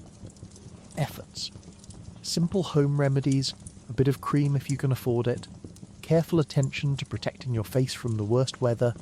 become part of a daily maintenance routine performed with the same grim discipline you apply to everything else, understanding that your face is, quite literally, your primary business asset and requires maintenance accordingly. There is a genuine psychological toll to all of this constant performance too. The exhausting daily labour of presenting a version of yourself considerably more polished than your actual circumstances, finances or physical condition would naturally produce. A performance that never really gets to rest, since even your supposed day off still requires you to maintain the same wardrobe and appearance for whenever the next working night arrives. Modern discussions of the emotional labour involved in customer-facing jobs, the exhausting requirement to look and act a certain way regardless of how you actually feel, would find in this trade an almost extreme historical precedent, performed under considerably higher stakes and with dramatically fewer resources available to support it. Simple home cosmetic recipes circulate among women unable to afford whatever modest commercial rouge and lip colour exists on the market. Beetroot juice rubbed carefully into the cheeks for a bit of natural-looking colour. Crushed geranium petals pressed gently onto the lips for a similar effect. Tricks passed down and refined through shared trial and error rather than purchased from any shop. These homemade remedies require careful, practiced application, since an uneven or overly obvious result reads instantly as cheap rather than merely healthy-looking, and the difference between the two, in a trade where appearance is quite literally your livelihood, matters enormously. Small accessories get reused and repurposed, with real ingenuity across years of wear. A single decent shawl might be pinned differently to look like an entirely different garment on different nights. A worn glove might be turned inside out and restitched once the outer fabric finally gives way entirely. A bonnet retrimmed with fresh ribbon whenever a few spare pence allow it. Transforming an otherwise tired old accessory into something that reads, at a passing glance in dim gaslight, as considerably fresher than its actual age would suggest. A proper looking glass is a genuine rarity in most lodging houses. Small, cracked or shared among several women competing for a turn in front of it, and plenty of your actual grooming happens instead by checking your reflection quickly in a shop window as you pass. A habit so ingrained that you barely notice yourself doing it anymore, glancing sideways at your own dim, glassy reflection in someone else's storefront to confirm your hat is straight before continuing on toward your corner. The entire skill set involved here, stretching fabric, reusing colour, disguising wear with careful placement and confident posture, amounts to a genuine, if entirely uncredited, expertise in presentation management. The kind of resourceful ingenuity that a modern budget-conscious household would recognise instantly, however much higher the stakes riding on it happen to be in your particular circumstances. Consider your own closet, however modest, filled with clothes you can simply wash, replace or update as your taste or budget allows, without the constant nagging calculation of whether tonight's outfit will actually hold together for one more wearing. You have never had to turn a collar by candlelight to disguise its fraying edge, never had to weigh a hot meal against a hairbrush, never had to make an entire evening's earning potential depend on how convincingly you can disguise the genuine poverty sitting just beneath a carefully patched and borrowed shawl. Amid all this hardship, danger, and constant financial precarity, there exists something genuinely warm and worth honouring properly. A real functioning network of mutual support among the women sharing this trade, built entirely without institutional backing, official structure, or any recognition from the society that would rather pretend such solidarity among women it considers so thoroughly disreputable could not possibly exist at all. It absolutely does exist, and it functions in its own informal way as one of the more remarkable pieces of unofficial social infrastructure Victorian London ever produced. This support takes shape in countless small, practical ways woven through every other part of the daily routine already discussed tonight. A woman fallen ill finds others quietly covering a portion of her rent, sharing food, checking in on her condition, without any formal arrangement or expectation of exact repayment, operating instead on the shared understanding that this same misfortune could easily befall any of them next, and that the whole loose community survives better through mutual aid than through every woman fending entirely for herself. This is not sentimental fiction. It shows up repeatedly in the historical record, in charitable workers' own surprised observations about the genuine kindness they witnessed among women society had already written off as beyond any capacity for it. Newer women entering the trade, often desperately young, frightened and entirely unfamiliar with its unwritten rules, frequently find an older, more experienced woman willing to take them under her wing, however informally, teaching the practical skills discussed throughout tonight: reading a client's mood, negotiating firmly, recognizing danger, navigating landladies and police, in a kind of unofficial apprenticeship that likely saves considerable numbers of young women from mistakes that could otherwise prove genuinely catastrophic. This mentorship rarely comes with any formal title or arrangement,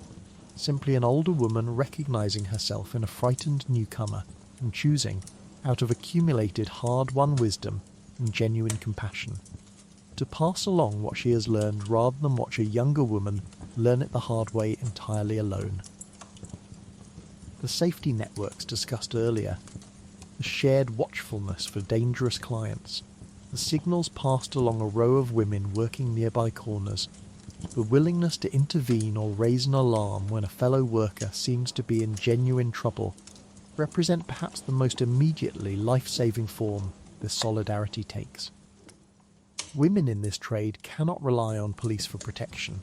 since police represent as much a threat as a resource, so they have built, entirely from necessity, their own functioning early warning and mutual defence system, one that requires real personal courage and genuine care for near strangers to maintain night after night. Friendship in the fuller, warmer sense flourishes here too, not merely transactional mutual aid but genuine companionship, shared jokes, shared confidences, the kind of bond that forms naturally among people facing shared hardship together over extended periods. Women swap stories, celebrate small victories, a particularly generous client, a landlady finally softening on a debt,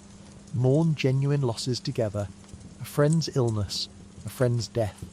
an all too common occurrence in a trade carrying the health risks already discussed tonight. This community provides something respectable Victorian society entirely failed to offer these women: genuine, unconditional human connection, free of the moral judgment that coloured virtually every other relationship available to them outside this circle. Disputes and tensions absolutely exist within this community too, since scarcity and competition for the same limited working territory and paying customers inevitably create friction, particularly during the lean seasons already discussed, and no honest account of this sisterhood should pretend it existed as some unbroken utopia of perfect harmony. But the overall pattern, observed repeatedly by contemporary social investigators genuinely surprised by what they found, leans strongly toward mutual support rather than the vicious, catty rivalry popular imagination like to project onto women in this profession. A projection that conveniently let respectable society avoid confronting the genuine humanity and solidarity these women actually displayed toward each other. This informal network extended in some cases to genuine acts of collective resistance too. Women banding together to resist a particularly abusive landlady, to warn an entire street about a dangerously violent client before he could harm anyone else, to pool resources supporting a friend through the Lock Hospital confinement discussed earlier, or through the aftermath of an arrest and fine. None of this was organised in any formal sense, no committee, no charter, simply an accumulated evolving set of shared practices maintained through ordinary human decency, operating under genuinely extraordinary pressure. Social investigators of the era who took the trouble to actually sit down and talk with these women at length, rather than simply theorise about them from a comfortable distance, frequently came away genuinely surprised by the loyalty and warmth they encountered, noting instances of women pooling money to bury a friend properly, sitting up through the night nursing a sick companion, or simply sharing whatever small comforts they had with a woman going through a particularly hard stretch. Evidence that directly contradicted the popular caricature of a trade defined purely by selfish cutthroat competition, Godmother relationships of a sort develop too. An older, established woman informally taking responsibility for a younger one's well-being well beyond simple professional mentorship, checking on her regularly, intervening if a client or a landlady treats her unfairly, offering the kind of steady, protective presence that a young woman far from her own family, or actively estranged from it, desperately needs and rarely finds anywhere else in a world is consistently hostile to her basic safety and dignity. Some women within this loose community end up caring for each other's children too, particularly when a friend falls ill or is confined at the Lock Hospital discussed earlier, taking in a child for a few weeks or months without any formal arrangement beyond simple trust and mutual understanding. A quiet, unglamorous form of communal childcare that respectable society would never have credited women in your position with organising so effectively, entirely on their own, without a single institution's help. None of this mutual care ever appears in any official record of the era, since nobody was keeping ledgers of quiet kindness between women society had already decided to write off entirely, which makes the historical evidence that does survive, scattered and incidental as it is, all the more valuable for what it reveals about a community built almost entirely on trust nobody expected it to have. It is worth honouring this specifically and directly tonight, because history has spent considerably more energy cataloguing the vice supposedly inherent to this trade than recognising the genuine resilient community these women built among themselves, entirely without help, entirely without recognition, simply because human beings facing shared hardship tend, given half a chance, to look after one another. Whatever else Victorian society got wrong about these women, and it got a great deal wrong, it entirely failed to notice that some of the era's most genuine, unpretentious kindness was happening quietly among exactly the women it had officially decided to despise. Let us talk now about something that follows you everywhere, at every hour, regardless of whether you are actually working at that particular moment. Stigma, the heavy, constant social weight of being visibly, undeniably known or suspected as a woman in this trade, in a society that has organised an enormous amount of its moral energy around condemning you specifically, while conveniently overlooking everyone else's participation in the exact same economy of vice. Daylight itself becomes a genuine hazard in a way that has nothing to do with weather or physical danger and everything to do with simple visibility. At night, working your beat, you exist within a recognised, if disreputable, context, one street among many where this kind of business is understood to happen. During the day, moving through ordinary errands, buying bread, visiting a shop, walking to see a friend, you carry the same reputation without the cover of darkness or professional context to soften it, and a single recognising glance from a neighbour, a former acquaintance, or simply someone who has seen you working the previous night can produce a small, sharp humiliation entirely disproportionate to the actual transaction involved. This stigma operates with a genuinely striking, almost mathematical unfairness once you examine its actual distribution.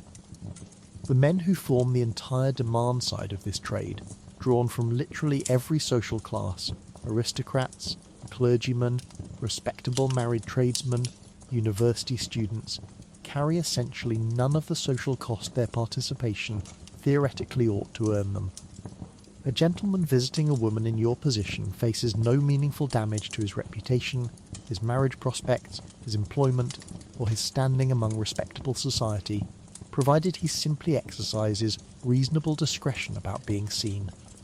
You, by dramatic contrast, carry the entire weight of moral judgment for a transaction that by definition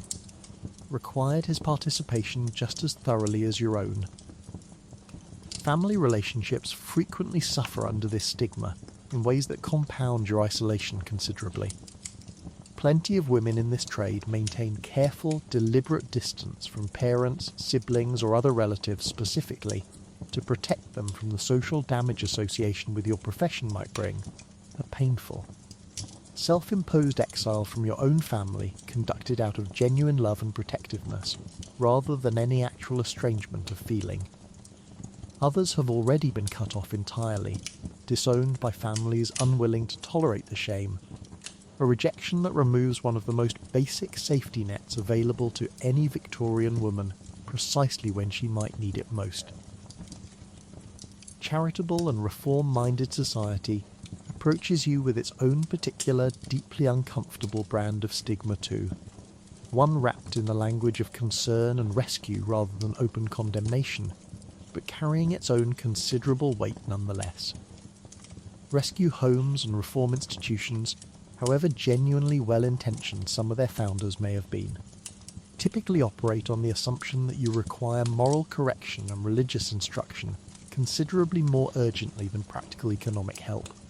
an assumption that conveniently ignores the fact that most women in this trade arrived here through economic necessity rather than moral failing, and that a lecture on virtue does very little to solve the actual underlying problem of insufficient wages available to working-class women in nearly every other trade. There is a genuine, exhausting psychological cost to carrying this stigma every single day, the constant low-grade vigilance about who might recognise you, the careful management of which parts of your life different people are allowed to know about, the internalised weight of a society that has decided, collectively and with remarkably little self-examination, that you specifically deserve blame for a situation shaped overwhelmingly by economic forces entirely beyond your individual control. Some women develop a kind of protective indifference to this judgment over time, a hard-won emotional armour built through sheer necessity. Others never fully stop feeling the sting of it, no matter how many years pass or how thoroughly they have rationally concluded that the judgment says considerably more about the society delivering it than about themselves. The broader rescue and reform movement of the era, including the network of Magdalene institutions and penitentiaries established specifically to house and reform women in your position, reflects this same lopsided moral framework in institutional form, offering shelter and retraining in domestic service in exchange for religious instruction and a public performance of repentance, while asking almost nothing of the men whose demands sustained the trade those very institutions were built to address. Some women did find genuine, useful help through these institutions. Many others found the terms, the religious pressure, and the implicit assumption of personal sinfulness simply too high a price for the practical assistance on offer, and chose to remain in the trade rather than accept help wrapped so tightly in judgment. Reformers like Josephine Butler, discussed at greater length earlier tonight in connection with the Contagious Diseases Acts, explicitly named this double standard as the central moral failure of the whole system, arguing publicly and often controversially that a society genuinely concerned with vice ought to examine the men creating demand for it with at least as much scrutiny as it applied to the women supplying it, an argument that scandalised plenty of her own contemporaries, even as it laid essential groundwork for the eventual repeal of the Acts and for a slowly, gradually shifting public conversation about exactly where moral responsibility in this trade actually belonged. Even in death, this stigma follows a woman. Since parish burial records and newspaper obituaries alike reach for careful, distancing euphemism rather than plain acknowledgement, and unmarked or shared paupers' graves receive more than their fair share of women from this trade, a final, quiet erasure that denies even the basic dignity of a name and a remembered resting place to women whose lives, examined honestly, deserved considerably more sympathy than the century that judged them was ever willing to spare. You come eventually to hold two truths simultaneously without much contradiction, a clear-eyed understanding that the judgment aimed at you is fundamentally unfair, and a practical acceptance that fighting it directly, in a society this thoroughly convinced of its own righteousness, would cost you more than simply enduring it quietly ever will. It is worth noting, with a specific dry irony this entire situation deserves, that the very same Victorian public, capable of such intense theatrical moral outrage about women in your position, filled theatres, read scandalous novels, and consumed newspaper accounts of exactly this trade with a genuinely insatiable appetite, suggesting that the stigma was never really about moral purity at all, but about maintaining a comfortable social fiction that let respectable society enjoy its fascination with your existence while denying any responsibility for the economic conditions that produced it in the first place. You, meanwhile, simply had to keep walking through daylight streets, head held as steady as you could manage, carrying a judgment that was never really fair, and was certainly never really about you specifically at all. Eventually, for every woman in this line of work, a moment arrives when the trade itself begins closing its doors, gradually and then suddenly, a reckoning shaped by age, accumulated physical damage, and the simple, brutal economics of a business that, unlike most professions, actively prizes youth above nearly every other quality, leaving very little room for the kind of experience and seniority that typically improve a worker's position in almost any other trade over time. The physical toll already discussed tonight, the chronic exhaustion, the damaged feet, the accumulated effects of cold, violence and disease catches up eventually with every woman who spends enough years working these streets. And the same youthful vitality and resilience that made the earliest years of this work at least physically survivable simply is not available anymore by your 30s or 40s, an age at which a Victorian woman in this trade often looks and feels considerably older than her actual years would suggest, the toll compounding visibly on a body that has never once been given genuine rest or medical support to recover properly. Clients, meanwhile, overwhelmingly favour younger women, a brutal market preference that pushes older women toward the cheapest, most dangerous corners of an already difficult trade, competing for a shrinking pool of clients willing to pay for their company, or toward exiting the trade entirely, whether that exit is chosen deliberately or simply forced by economic reality. This creates a genuinely difficult, often desperate late career period for many women,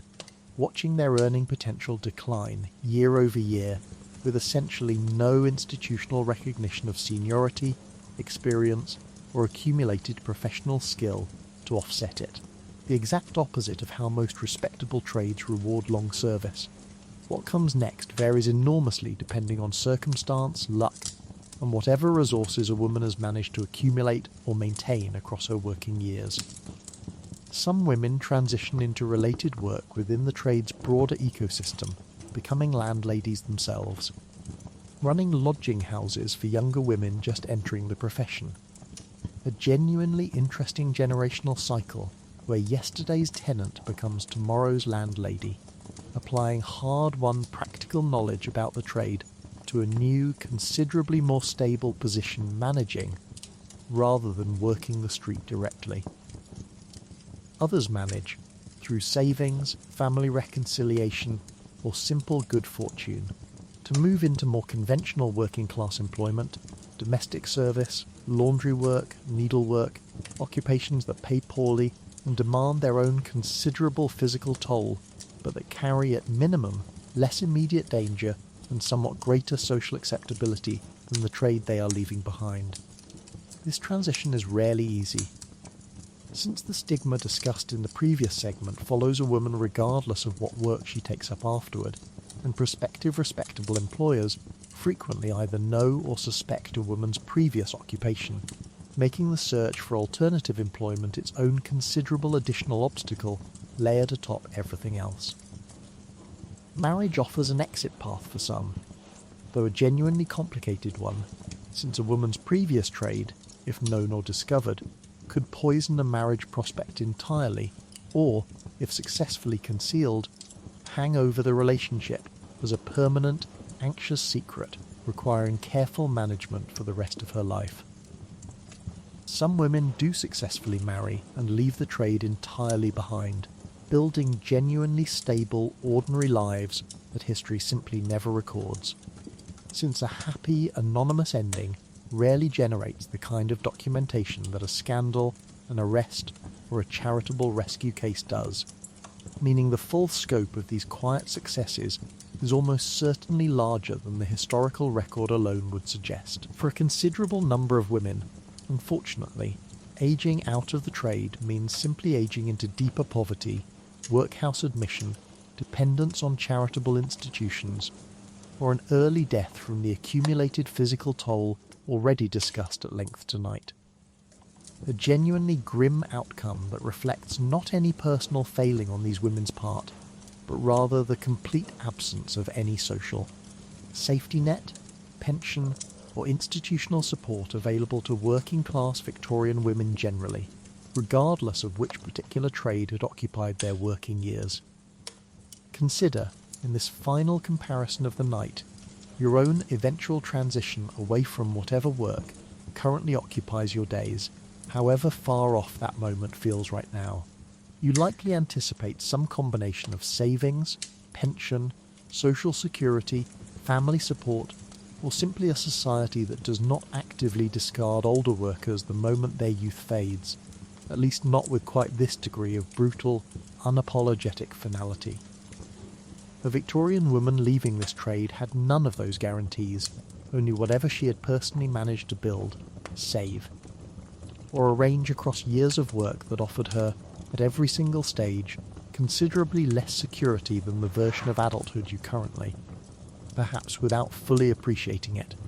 simply take for granted. So tonight, as you finally settle in and let your own eyes grow heavy,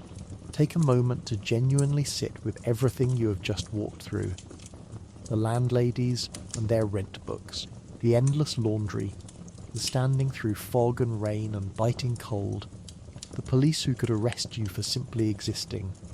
the compulsory examinations and lock hospitals,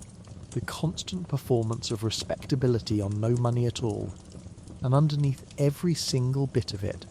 a real, resilient community of women who looked after each other when almost nobody else would. These women were not the tragic, one-dimensional figures Victorian melodrama liked to paint them as, nor the glamorous fantasy later centuries sometimes prefer instead. They were simply ordinary women, doing genuinely difficult work under circumstances shaped almost entirely by poverty and a profoundly unequal set of options, showing remarkable resourcefulness, humour, and quiet courage in navigating a system stacked heavily against them at every single turn. Older women who remained in some version of the trade past their prime working years sometimes acquired the era's own particular, unkind slang for the fact, terms that made clear, in a few short syllables, exactly how thoroughly this market prized youth above every other quality a woman might otherwise bring to her work. Seniority, hard-won street knowledge, reliability. None of it commanding the premium that youth alone commanded on sight. This linguistic cruelty mirrored the economic reality precisely, a trade with no formal promotion structure and no reward whatsoever for experience beyond the practical safety skills it provided. The workhouse infirmary, for women whose savings, health and family connections had all given out simultaneously, represented the grim final safety net of the entire Victorian system, offering bare subsistence, basic medical care and a bed in exchange for the loss of nearly all personal liberty and dignity, an institution that plenty of ageing women in this trade eventually passed through, some briefly, others for the remainder of their lives. And yet scattered through parish records, workhouse registers and the occasional charitable case file, historians have also found real, if quieter, examples of women who successfully rebuilt ordinary lives, reconciling with estranged families, marrying, taking up respectable trades, living out their later years in a modest anonymity that history was never particularly inclined to record in any detail, precisely because a quiet, happy ending rarely makes for a dramatic case study, though it happened, evidently, rather more often than the grim official record alone would ever lead you to believe. Some women, drawing on years of hard-won practical experience caring for sick friends and navigating lock hospital wards, find a genuinely useful second career as a monthly nurse, assisting new mothers through the difficult weeks immediately following childbirth, or as an informal assistant to a local midwife, work that draws directly and usefully on skills this trade taught them the hard way. Proof that even the most difficult chapter of a woman's working life could, for some, become the unlikely foundation for a more stable and more respectable one that followed it. Whatever path eventually opens, or fails to open, once your working years in this trade draw to a close, the years themselves leave their mark regardless. A woman who has survived this long having already demonstrated a resourcefulness and endurance that, in almost any other context, society would have called remarkable rather than shameful. Because history, examined honestly, may be considerably grimmer and more uncomfortable than the tidy version we prefer to tell ourselves, but it is also, again and again, proof that people endure, adapt, and even find genuine kindness for one another under circumstances that would break most of us within a week. So as you sink into your own soft, warm bed tonight, in your own locked room, with your own clean water and your own modern medicine waiting quietly in the cabinet just in case you ever need it, spare a small, genuine thought for every woman who ever stood on a cold London corner doing sums about rent in her head, patching her own hem by candlelight,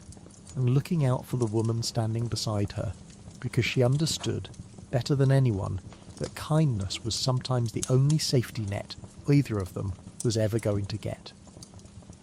Rest well tonight. You have earned it, and so, a very long time ago, did they.